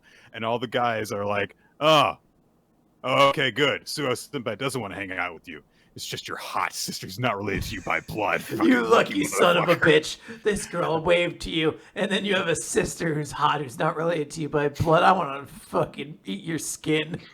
I want to become you. I want to snap your wishbone apart and I want to break your pelvis. Yeah, I want to break your pelvis open and crawl inside of you from that point and live your life. Zenos, we've known each other since we were children. You can't say that to me. And you were always hiding your hot sister who's not related to you by blood from me. What were you doing, mocking me while hiding that fact from mine? So it turns out that was just a clever ruse that Suo's had, which was like, no, your sister doesn't actually want to see you because I wanted to see you, and I realized it would be really awkward for me to just say in front of all your classmates that I wanted to talk to you, so I pretended that your sister wanted to talk to you instead. Because, she's got a brain in her head, unlike 99.9% of the characters in this series. So Yaj was like, oh, I'm sorry for all the trouble I've caused you. And then Nue pops into his head like, you should exchange contact info. And he's like, yes, I can do it. Oh, no, we're talking about other things. Oh, no, they're talking about other things. There's no way I can interrupt the flow of the conversation to ask if we can have contact information. No, there is no social way of me doing this. So Suo says we should patrol the school buildings. And he's like, okay. They go to class, and then they can meet up after class. Uh-huh. He doesn't suggest that they exchange contact information so they can text each other to meet up. No. He's just like, wow, I'm so nervous. Perfect excuse. Just say like, hey, can we have contact information so that I can keep in touch with you when we meet up? No, it doesn't happen. So he just meets up with her instead. The normal way that people did before cell phones were popular is just, you make a meeting and then you actually stick to it. And then he's like, are you not going to change it to your soul gear? You won't be invisible and stuff. You'll be seen with me. Unwanted rumors might arise. Oh my god. He's like, if you ever watch Conan O'Brien will sometimes do like a character and be like, unwanted rumors might arise. You might be discussed as being seen in relation to me. I'm not embarrassed to be seen around you, Yajima. Oh, but you should be! Unwanted rumors! Won't you feel any shame? Won't you feel shame to know that we have breathed the same air? No, I don't feel that way. You should! The air between us grows stale with my presence! Your precious lungs! I am diminishing your glow. I already am shamed to be in the basking of your radiance! We're trying to kill ghosts right now, Yajima. Like, can we just stop talking about my radiance? It's making things really weird. No, you are a divine being. I have been told about what a divine beauty you are. You're one of the three goddesses. And I, a low plebeian. All right, you're bringing up like weird, like just weird. What's that fucking term? Just like loner virgin things. Oh, incel. Incel thing. You're bringing up your incel talk, and like we're friends in a ghost hunting club, and I think that you have let the wrong people influence you. A ghost shows up. Yeah, it's a little. It's a little cute ghost, though. It's a little cute ghost. It doesn't hurt anybody. Maybe it'll be their pet. The next day, all of the classmates are like, Yashima, why are you dating Suo Senpai? And Yajima's like, oh no, and Suo Senpai is in her class, and it's just like, and she says, and she apparently said at one point, I know how to act distant to discourage those rumors, and in class she's just like, kill me. So, not so above it all. She is a human after all. Uh-huh. But, just like the Daft Punk song said, human after all. Off panel, mind you, Yajima gives them an excuse. I was gonna say he gives some kind of explanation, presumably not explaining that they hunt ghosts together. he clears up the misunderstanding somehow. We don't see literally any of this because we had just cut to the scene with Suo Senpai. Yeah. So presumably he gave them this probably somewhat vaguely comedic story, but the author couldn't think of anything that was even remotely funny, and was just like, Well, I'll just leave it like, to their imaginations. He can't tell even a remote fraction. Like, he can't like say obviously that they were hunting ghosts. He can't say that, but he also can't say, "Oh, we're in the occult club together," because then all of these weird doofuses would join the occult club to hang out next to this idle hot girl. So he has to say something. But yeah, there was no lie that the author could tell. So it's just he gave a version of an answer. And of course, because everything is so heated, everyone is like wiping their brow and like moving sweat off their body after this intense exchange. Yeah, it's really weird.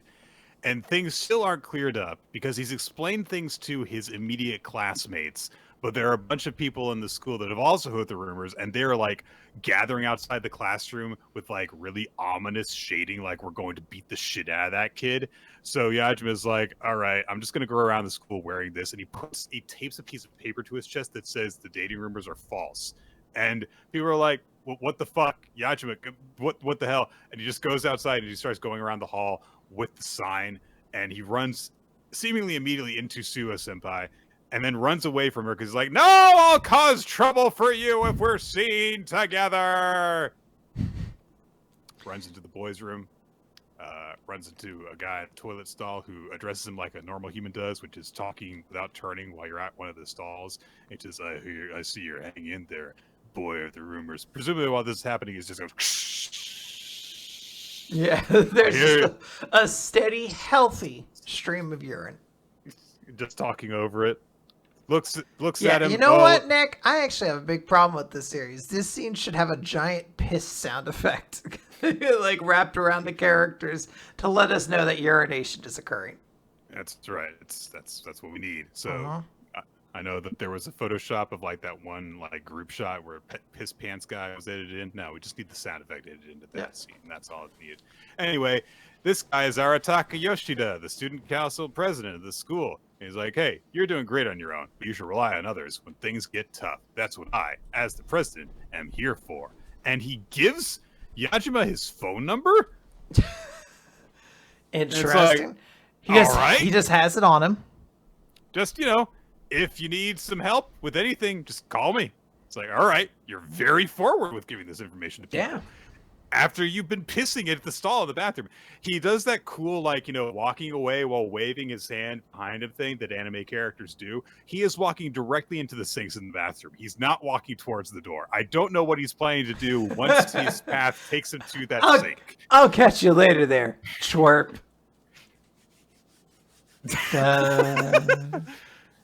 You should just go into one of the stalls. So it's like we did actually part of this note. It's awkward if I'm still washing my hands and you're here. So if you could just leave, or if you could just hide, if you could just hide in that trash can until I'm done washing my hands. It ruins the flow. Yeah. Unlike the flow of my urine, which was perfect. It ruins the flow of the conversation. It was very healthy, very clear. I'm very hydrated. Not like you. You look like a little piss boy. And I don't mean that in a derogatory way. You're just a weird little piss freak. So Yajima, after this interaction with this guy he has never met before, goes home and sleeps in peace. It's so I don't need weird. to worry about anything. I'm not alone. I'm not in this alone. Not Nue's got my back. Not Suo Senpai is a reliable person that I could depend on. Not my classmates have bonded with me and they actually trust me despite everything. This random guy that I've never met before gave me his phone number. I'm not alone in this. So the next day, he goes to class and everyone's like, oh my god! Did you actually go around saying that you were going to take Kazusa Suo away from you? And you would, if anyone tried to do that, you would beat them up in an arm wrestling match after school today? He's like, what? No? Why have things gotten so worse? And Nue just comes by the class to wave at him and goes, hey, Gakuro, Sepashia lives after school today. You're doing that arm wrestling thing. I'm making you do that arm wrestling thing. The implication is Nue is the one behind all of these rumors.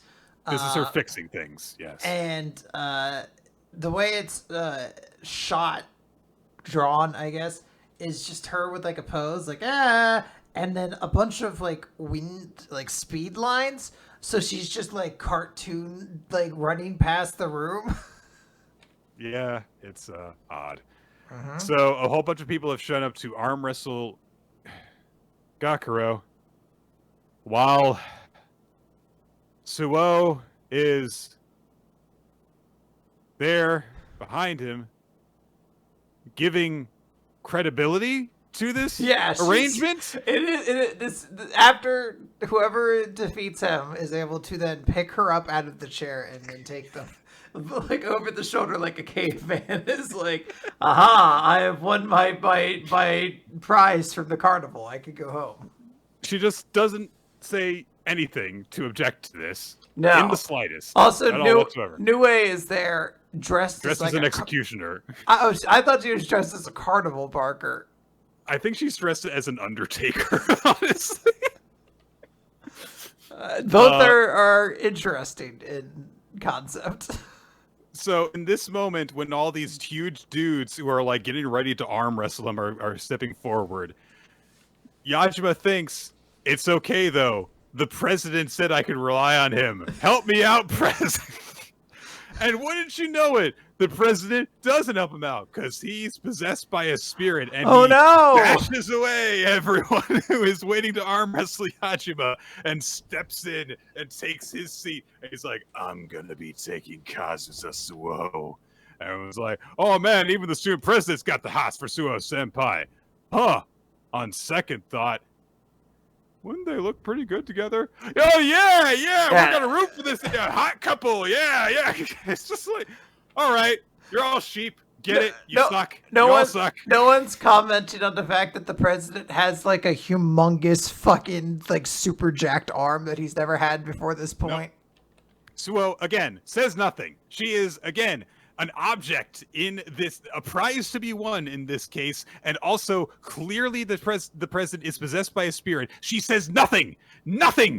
So the president sits down. He's got his arm up, and he's like, all right. And so Yajima's like, oh no, if I go full force at this guy, then the rumors are just going to get even worse. Well, how about it instead I lose first? And that way, but, the president, he's still in there a little bit. He manages to speak very obviously through his mouth by parting one half of his mouth. It hurts. Someone, please save me. Yajima, stop thinking about stupid social norms and help out the person possessed by a spirit. Yeah, help out your piss bro. What the fuck? If you're not going to help out your piss bro, who are you going to help out? Like, what the fuck? Yajima calls on his, exorcist powers. We don't see the arm wrestling match. Nope. This series is so weird. And then they followed up by being like, and then Nue explained everything to everybody. And they're like, what did she explain? Did she explain that he was possessed by a ghost? Like, what was explained? You see, Suo Senpai is Yajima's cousin, not related by blood. There's like legit half of this chapter that occurs off panel. Oh my god, and they literally it's just Suo and Yajima just walking away home from school, and she says yeah, your sister got everyone on the same page. But you know what? You didn't hesitate at all back there, Yajima, except the fact you did hesitate. If your sister didn't help out after you won, then those rumors may have continued to spread. And so Yajima's like, I'm so sorry that I'm so bad at this. I could have gotten you in trouble with your school popularity, which is definitely as important as saving people from ghosts. And Suo says, no, I was complimenting you.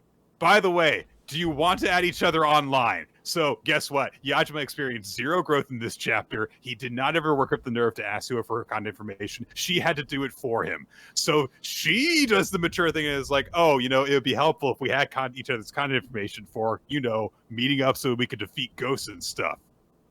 By the way, you're the first boy I've ever given my line contact to. So aww. Rumors! This is such a mess of a chapter. There's so many things that are going on. It doesn't make sense. tonally, this feels completely out of place with everything else. The three goddesses stuff, I was legit like, is this a romantic comedy now? Yes. And then I thought this was It chapter is. was just going to be a romantic comedy, but then they were like, no, he has to fight a ghost at some point. So they very abruptly are like, oh, there's a student president. He has the ghost in him. You got to beat him. But there's no time for an action scene, so they just don't have it. Ah, this was such a wild chapter. Like I made a big thing about how Eden Zero was all over the place in terms of like tone. This chapter was just all over the place in terms of everything: tone, plot elements, flow.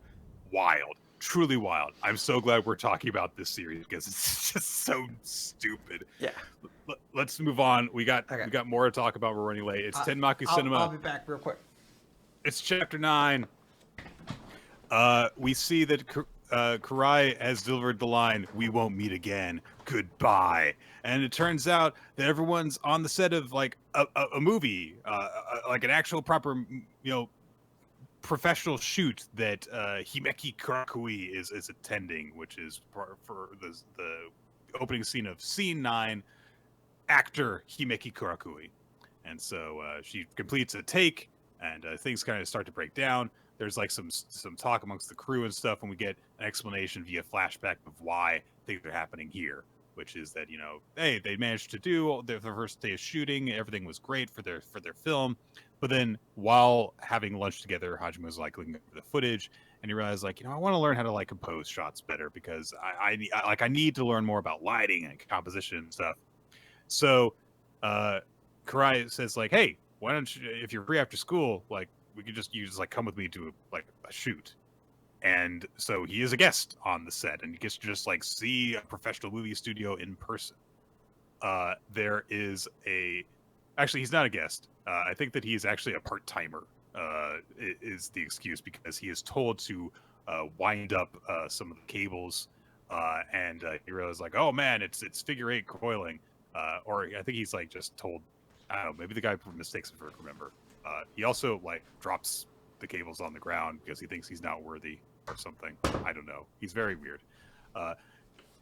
Karai comes over, and she's in full costume, and of course we have to have a moment of Hajime being like, oh, she's so cute. It is a cute outfit. She's wearing a freaking dress, kimono, apron thing. It is kind of cute looking.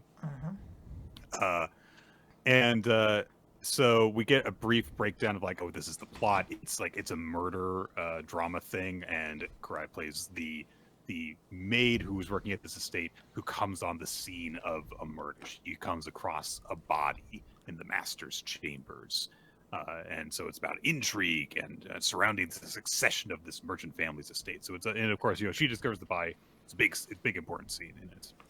And she explains like, hey, it's useful for you to observe a movie set. I explained that, you're the president of the movie research club. You were interested in observing. And he says, are you sure that they don't mind me hanging around? And she says like, hey, I've been working with this staff ever since I was a little kid. So it was really easy for me to get permission. And I actually invited you here mostly because of the director. I figured you would come away with some valuable takeaways. But she gets called over to get set for the next shot. She gets, touched up with some makeup, talks things over with some of the crew, goes over some shots with people, and Hajime realized like, I'm just like struck all over again by how incredible it is that she's the same age as me. She's 14, but it's like she's already living in the adult world. She's a pro. And he feels embarrassed, about the fact that like I'm just, shooting a stupid little student movie with her on my phone. But, he's kind of like, slapping himself in the face and stuff. Tenmaku's trying to give him like, oh, come on, it's fine. Drop the gear shame. And I love that there is a asterisk on this and a footnote that says gear shame, slang that Tenmaku just invented. Yeah. Like, that's the only explanation. Someone in a chair looks over at Hajime. It's like, hey, are you the classmate that Himeki invited to observe? And Hajime's like, oh, maybe I wonder who this guy is. Maybe he's like, what kind of crew member he is. Well, Himeki told me that I should feel free to ask questions of people. And he says, I'm sorry to bother you while you're busy, and the guy just leans towards him and says, get lost. You look, you don't have a clue. The whole gang here has been looking out for Himeki ever since she was a little kid. And back then, she would screw up take after take until she was sobbing. And that's why none of us want some sleazy jerk glomming onto her. And Tenmaku, like, invisibly is, like, butting in to be like, he's fine, he's a model student and stuff. And, of course, the guy doesn't see any of this. But he says, you think you're Mr. Perfect, huh? All the more suspicious. It's like, no pleasing him, of course. But then at that moment, the assistant director, Kamaki, she comes over and is like, I've been looking for you. Don't just go wandering off. And he objects, like, look, you've got everything under control. And she says, yeah, because I've always got to pull your weight around. So look, I've gone over all this stuff. She's got everything ready. And Hajime is like, oh my God, an assistant director. You're the best of the best, because they have to manage everything and all this stuff. Assistant directors are the backbone of every shoot. And she starts to get kind of like embarrassed because he's puffing her up so much. So the guy he's been talking to is like, you're a talented sweet talker, aren't you? So the assistant director tells him, look, shut up. You've got work to do. Get a move on, Director Yukio. And then Hajime realizes, like, oh, I know who this guy is. Yukio, when he was a university student, he directed a film that won the Apiaransu Student Film Contest Grand Prize. He's worked as an assistant with director Miyagi. He's renowned for all this stuff. He is at the top of his craft. He's a cutting-edge filmmaker. And so Yukio... I like that he is such a film nerd. He knows who has won college student film awards. Like, that's wild. Yeah, that's a deep cut for a lot of people. So Yukio, when he is taking the scene, he pulls a Soma, like 100%, wraps a bandana around his head because it's getting serious. And he starts giving direction to Himeki, and he says, all right, look, you're going to enter the room with trepidation. You find the corpse. Action. And so, Kurai does the scene. There's some shots of her, coming across the body after she opens the door nervously, and then she sees the body. She trembles. She falls to one knee, holding a hand to her gasping mouth. And Hajime is immediately like, oh my God, it's so real. The way she grabs at the door, that portrayal of shock. She's so stunned, she can't even scream. It's so good. And Yukio immediately says, no good. Do it again. There's a pause. Yeah, it's like, ooh. And Himeki's not, she's not like, put off by this at all. She's like, all right, there's a little resets. There's a little twinkle in her eye. Yeah. Yeah. So there was a reason that she wanted Hajime to see this director in action, and it looks like we're going to get a big exploration of that coming up. But yeah, I mean, I think it's a very essential lesson that Hajime has to learn, which is, it's like, hey, look, you're blown away by the performance of this girl, but you're the director. You've got to try and maximize that. You have to have notes. You have to have like a thought on thing. You can't just see something and be like, it's so good. It's perfect. Move on to the next scene. Yeah. Mm-hmm. I think it's a cool lesson to learn. I think this is like a fun little arc. I do really love that there was like a note of him being like, figure eight coiling. It's such so a nerdy way. He freaks out over the way the cables are tied. Like, it's so messed up. I'm like, why would you have learned that if you've never been on a movie set before? He's just like, I follow everybody. Everybody. Oh, all right, Nick. Mashle. Let's talk about Mashle, Magic and Muscles. This is chapter 159. Mash Burn Dead and the Magic of Rewind. So Mash, with a big punch, sent Innocent Zero fucking flying. Boom, crashed into a wall. Humongous hole in him. He's done for. But he's not done yet. Because he actually, with his last breath, he's like, no matter how dire things get, I still have this. Kronos, the god of time. Time's rewind. And they're like, oh, this is the spell he used to defeat Master Wahlberg. And Amelia Duel, like, he's just going to go back in time. And he does. Mash gets sucked into the vortex, and as he's going into the vortex, like, Yeah, he is. It's very little response. But I paid. Yeah. the consequences of my actions. Immediately, it's like back to him in the chamber when he first met Innocent Zero. Mash is like, this is kind of familiar. I feel like I went back in time. He's like, yes, that's because I have the power to rewind time. With it, I can begin anew whatever I like. I cannot be defeated. Kinshasa! Hard cut to, yeah, Innocent Zero getting Kinshasa. And he's like, what happened? What just happened? Okay. I will rewind time again and challenge him from the very beginning in my perfect form. Clark cuts Power bomb! immediately cuts to him being power bomb. He's like, impossible. Then I shall go back and send all of Mash's brothers on him at once. Clark, time go back. Immediately cuts to Mash holding Innocent Zero by the throat while the rest of the brothers are all kind of defeated around him. And we just get a montage of Innocent Zero going back in time, and then it eventually ending with Mash kicking his ass over and over and over again. And Innocent Zero just realizes he always stands in my way. If immortality is meaningless, if it's just an endless string of pummelings at his hand. And he realizes this is the timeline that he does the best in. This is it. And he starts thinking, he's like, this reminds me of days long gone. He starts thinking of Master Wahlberg and Adam Jobs and a young Meliadul who was a part of this kind of, teams, 7 previous or whatever. Yeah. And he was just thinking, I was just a child then. I didn't know what magic was capable of. In my ignorances, it's all these scenes at him and Wahlberg and, a murder and all this stuff. And then Mash just holding onto his head. And Finn's like, he didn't even let him finish his sad backstory. And Mash says, no sympathy for you. And then he grabs him. He fucking grabs him around. He gets some full body magic galaxy crash.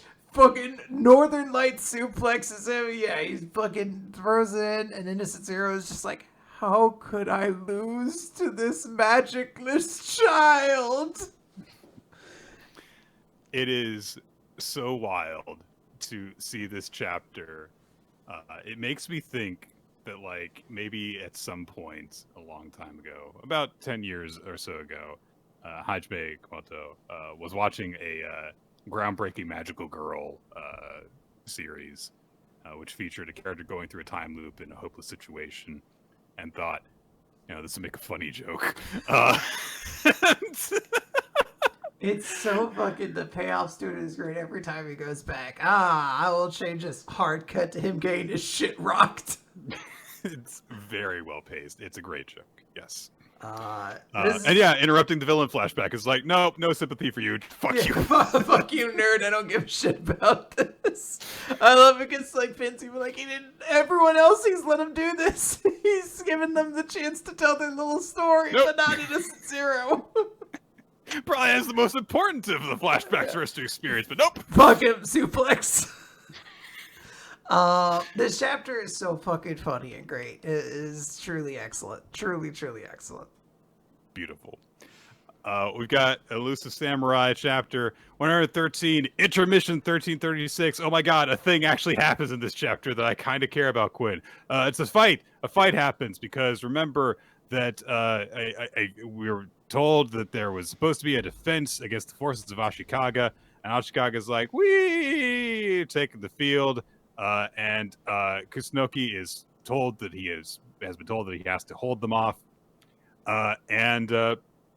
So Kusunoki like charged in against the larger force and immediately started going after Tadayoshi. And so Ashikaga says like, oh my god, he's in danger. So Morona or Moriyasu go to his aid, and they go and to try and do that. So Ashikaga charges in as well. And then so Morino, strikes down the person who's got the horned helmet. He's like, all right, we've gotten Kusunoki.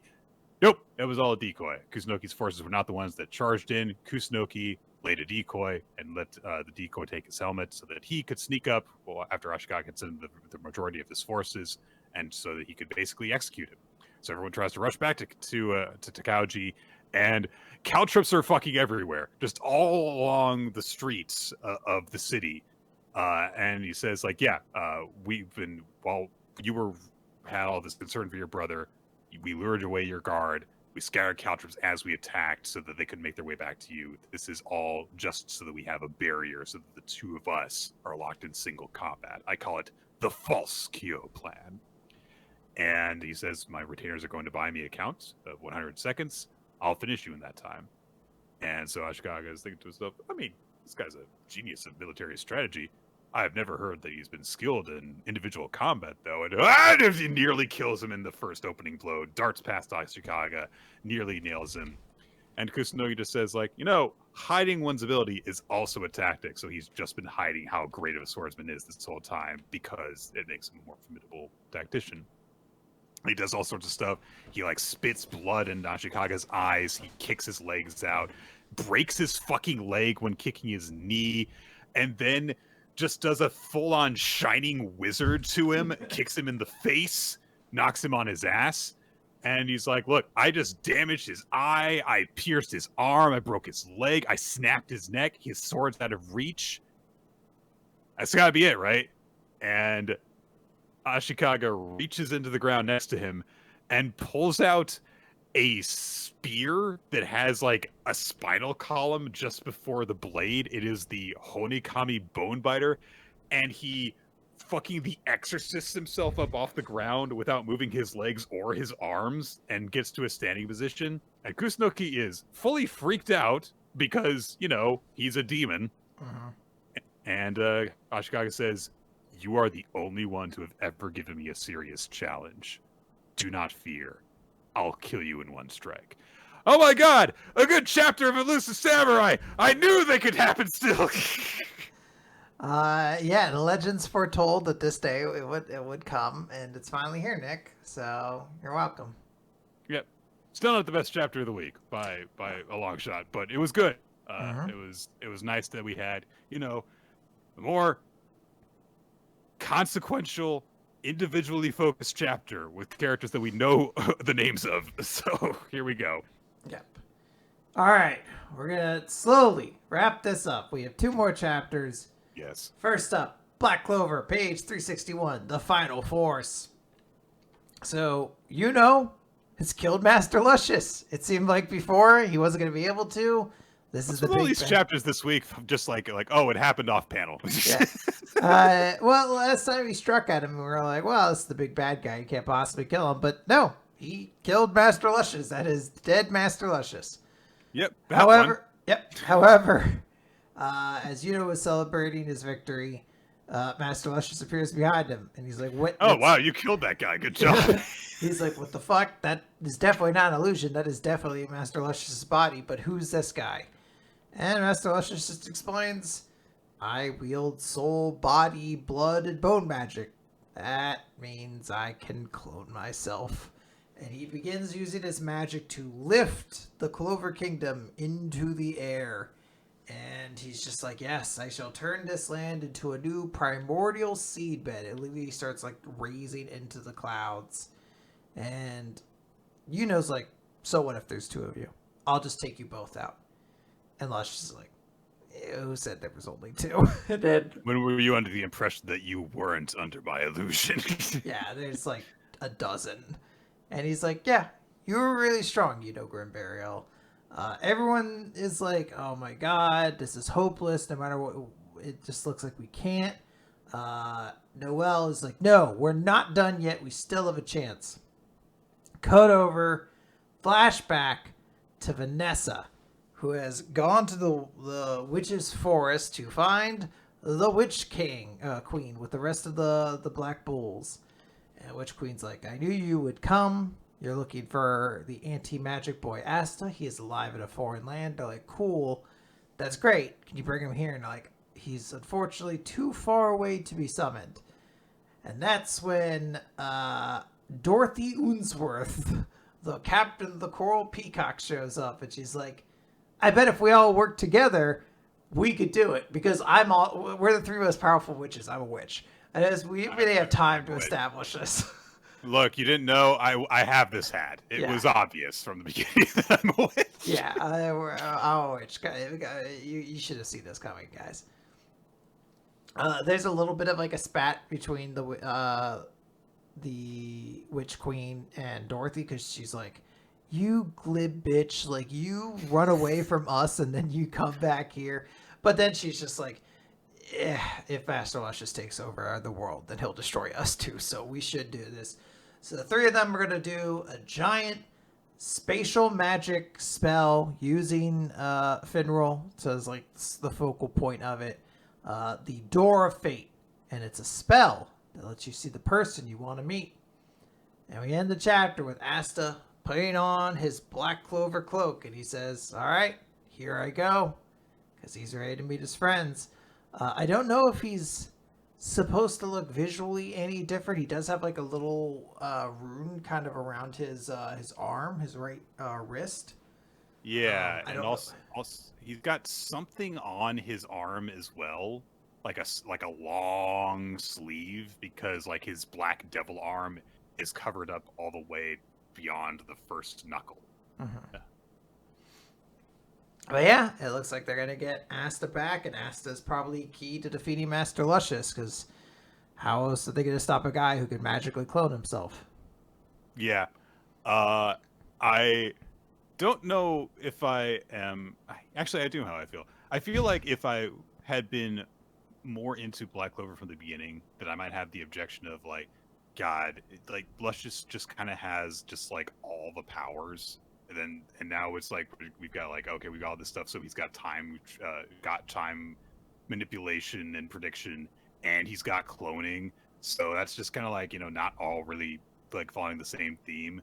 But honestly, I'm just like, yeah, sure, fuck it, give him all the bullshit superpowers to make him the biggest supervillain ever. If you're going to make him the final villain, why not just have him just be broken? Yeah, sure. Your main character can literally negate it, so who cares? Give him everything. Everything.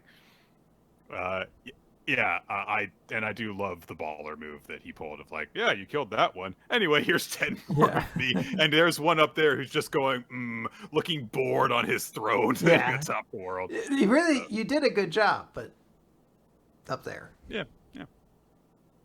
Okay, and let's finish things then with chapter 1086 of One Piece, The Five Elders. So Cobra's dead. The reverie ended, and we see a bit of the reaction to that. Quinn, who's this guy with the hair, with the guns in the hair? The guy. That's Ingram, I think is his name. I want to say this is like Vivi's retainer. Right. When she was impersonated as part of Baroque work, she was his like male partner. I think Mr. 8. I want to say. So people from Alabasta. Damn it, I think I got all of that right, and I'm a little annoyed that I remembered all these details. It's from 25 years ago. I've begun forgetting memories of my parents, but I can remember every fucking minor One Piece thing. So everyone from Alabasta who's still at the reverie is freaking out over Cobra, over Vivi's disappearance. And the various Royals, meanwhile, are going home, and there are a bunch of stowaways on board, a bunch of them. Wapol and Vivi got on a ship belonging to the Aegis Kingdom, and Morgans got word of that immediately. And it's like, all right, we'll bring the office to the ship under the guise of reporting. You need to slip under their noses and hop on board. And so Vivi and Wapol are like, okay. Wapol's like, yeah, I appreciate it. And Mario's like, you're a king fleeing for his life. That's big news. Fair enough. He's right. He is right. It's big news. And Vivi, tries to question Wapol about like, so what did you see? He's like, I'm not saying no, especially not to you. Yeah. Fair enough. People are like looking for of course, for Bonnie. They're looking for Sabo, and they have also stowed away ships, and we know where they end up as well. And Sabo is just now having regrets because, hey, Cobra died while saying like, look, you've got to live. I'm counting on you to get the word to the people who need to hear it. And of course, news breaks out. about Cobra being assassinated, Vivi being just vanishing, and we see some of the follow-up to that amongst the 5 elders. And they're like, "Oh, that Sabo guy. He's connected to people who are affected. Who his life has been affected by the D more than anyone." What a great line out of context. Yeah. But they're also like, "Oh, I want to be finished with this egghead business." And so they say, "What?" And then Emu contacts them and says, "I wish to use Vegapunk's creation, the Mother Frame." And they say, "Yeah, I guess we do need to test it out." Well, I guess what perhaps we should use test it on something like on a forested land instead of open sea. Lelusia Kingdom. There's a lot of people there. No matter. All right. Sounds good. Good pick, Mr. Emu. Although one of them does say, "Why do you choose Lelusia?" And Emu just says, "It is close." So evil. So callous and evil. What the fuck? We then get full introductions to all of the elders. Oh my fucking god. So we knew of Jay Garcia Saturn because he was introduced as showing up in Egghead Island. Right. The others all have planet names. The way we get to some of these planet names. Yep. Saint Marcus Mars. That makes sense. Very easy. Saint Tupman Warcury. I was like, all right. Saint Ethan Baron V. Nustero. That one fucked me. That one took me so goddamn long because every other one I was like, Warcury I kind of get. Jupiter is clever. I actually like Jupiter. Shepherd Jupiter. But Ethan Baron V. Nustero took me fucking hours. I legitimately was like, Nostro, maybe that's Neptune in some weird, really it took me so goddamn long. What is Ethan Baron? It's so wild. Oh, man. And why do they want to take down Nustero? It's Ethan Baron V. Nustero in our main event. Yeah, and they have the V. What does that mean, Nick? Maybe not. Probably nothing. God, I'd be so annoyed if they were like, the V's also important. All the letters are important. And there's one more thing the great Emu says to the 5 elders. "I desire Vivi." Okay. And they're like, "All right, it'll be done." Yeah. Bunch of reactions amongst the Navy as well. Of course, to rebellions going on, the Seraphim getting sent out, and a new Navy campaign has begun. And Sabo finishes recapping things to Dragon and Ivankov. And he says, "Yeah, the moment we landed in Lelusia, the people were ready. They took King Seki and Princess Kamane prisoner. They welcomed me with open arms when I emerged from hiding. And then I saw the news in the paper and learned that I was accused of regicide, and they treated me as a hero. And I wanted to tell them the truth, but I mean, I couldn't because they, were in the midst of revolting. So probably a bad time for me to do that." Yeah. And so they wanted to join the revolution, and I brought back everyone who wanted to join up. And I couldn't get a jamming transponder snail, so I couldn't send a signal back home. So the message I did send was a relay call as we were leaving the port. If the government picked up the signal, they'd assume I was on Lelusia, but I was actually already at sea. I did want to know, because I don't know if we covered it. We see that they are releasing the Seraphim to quell the uprisings, and we see the Seraphim for Doflamingo, Gecko Moria, and Crocodile, who are like the 3 other original warlords that we haven't seen the Seraphim for. And like Gecko Moria seems like he's having such a good time, but Crocodile apparently always kind of just a dour little sourpuss. And just I'm here, I guess. Yeah. I guess I'll use my sand powers and kill people. Yeah. Can I smoke? Can I just do that? Always had the scar. Yeah, it's like, oof. That is the weirdest part, isn't it? So Sabo explains, like, yes, I was not on Lelusia when it blew up, of course, because of the transponder thing. And then it was vanished and stuff. And Dragon's like, "God, what in the world is happening?" And they say, like, "Yeah, a great shadow covered the entire sky." And Dragon hears that. He says, "A great shadow?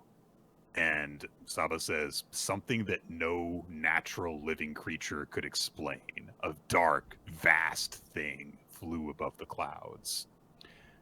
So Ivankov says, like, okay, you mentioned the name Emu earlier, and this is going to sound strange. And among the first 20 who created the world 800 years ago, there was a monarch named Saint Emu of the Nerona dynasty. And look at this. And Ivankov puts down a book in front of Sabo. It said the means to create everlasting life exist in the world. Someone had to have proved it, right? Someone out there has been living for ages and ages without dying. So their thought is that, like, Emu was around 800 years ago and has been living ever since then. Which makes sense. They've teased that the Op fruit can give someone the power of immortality, like, a dozen times now, so I feel like that has to be the payoff to that. And Ivankov admits, like, this could be coincidence. You know, like, monarchs don't, like, recycle names, obviously. Come on, guys, you know. But they say, like, if the five elders are the greatest authority among the celestial dragons, who else could possibly lord it over men like that? And there's one more wild leap in the story. If this thing you saw fly over the clouds and destroy an entire nation was a government weapon, only Vegapunk could have created it. And Dragon starts to be like, oh, I mean, but Vegapunk wouldn't do that, though. Right? But what if it were an ancient weapon? And if Emu were alive since ancient times, it all links up. And they know that the ancient weapons are real because of what Robin had told them. But if the government is in possession of a weapon, why have they not used it before? Why use it now? And just before we end things off, in Sacred Mary Joa, a single celestial dragon had just been executed, but this was not news meant for the world to hear. The man who passed the sentence was a dominating figure who once distinguished himself at a place called God Valley. Today he is the supreme commander of the Holy Knights. His name is Saint Figarland Garling. He's a big guy with wacky moon hair and a sword. And Saint Don Quixote Mjolsgard was executed because he was protecting Shirahoshi and everyone, so that makes sense. So there's some big stuff to that I don't know how to properly process. So in One Piece Film Red, they teased that Shanks was from a place called God Valley and might have like a Figarland like relation. So this might connect to something like that. It would make sense. Someone was saying it, and I can't remember when it happened, but it does sound vaguely familiar that Shanks had like an audience with the five elders or something like that. It would make sense if he's like distantly connected to a celestial dragon. So we shall see. I don't know if that is specifically canon in the full One Piece. I have to assume it has some level of connection. Well, that's the last of One Piece we're going to get for a little while. Yes, it's going on a break for a little over a month. So we will be returning to it, I guess, in late July. I think is the plan at this time. Yeah, it's for about 5 weeks. Oda needs sort of I don't want to say emergency surgery, but surgery basically on his eyes because it's starting to affect his work, and he wants to be like, he was like, I don't want to do it, and they were like, just do it. So he's like, all right, fine, it's affecting my work. I'll take this, get this surgery and use some time to recover. So hopefully Oda has a safe and healthy recovery, and he can enjoy some measure of a time away. And we will get back to the One Piece story, in like a month and some change or so. So should be a good time. Yeah. It's good. It's a good time to be taking a break in the story as well.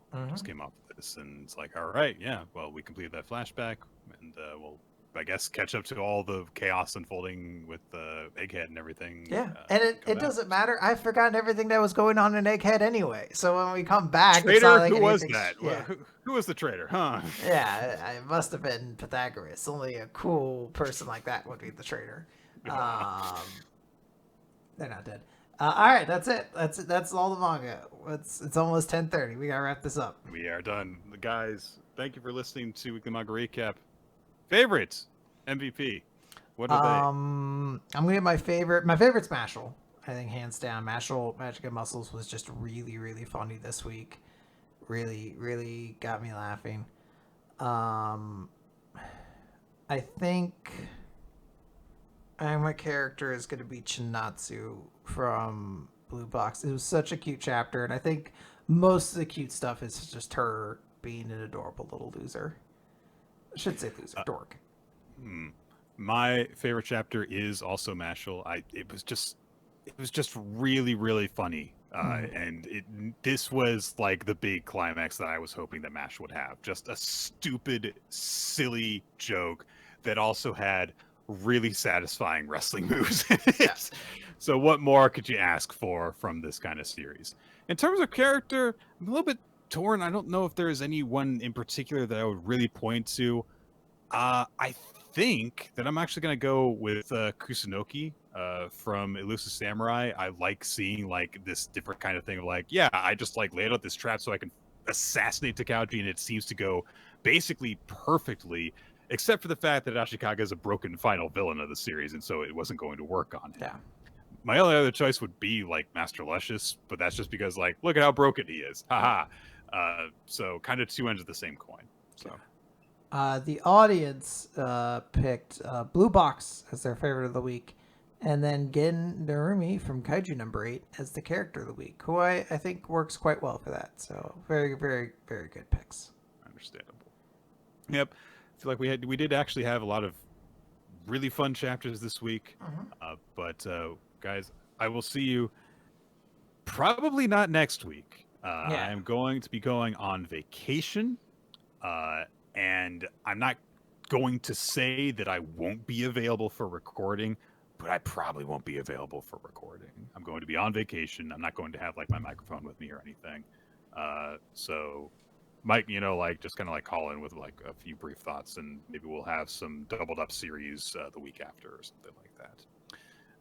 But just letting you all know that right now. And I want to say thank you all, guys, for listening to the show. We record here live on twitch.tv/RoloT sometime between 7:30 and 8 Eastern time in the evening every week. You can check out all of our stuff on well, not all of it is on Twitch, but some of it is on youtube.com/weekly manga recap. If you want the video versions, you can also check it out on weeklymangarecap.podbean.com, iTunes, Spotify, generally anywhere that podcasts can be listened to. You can find us there under Weekly Manga Recap.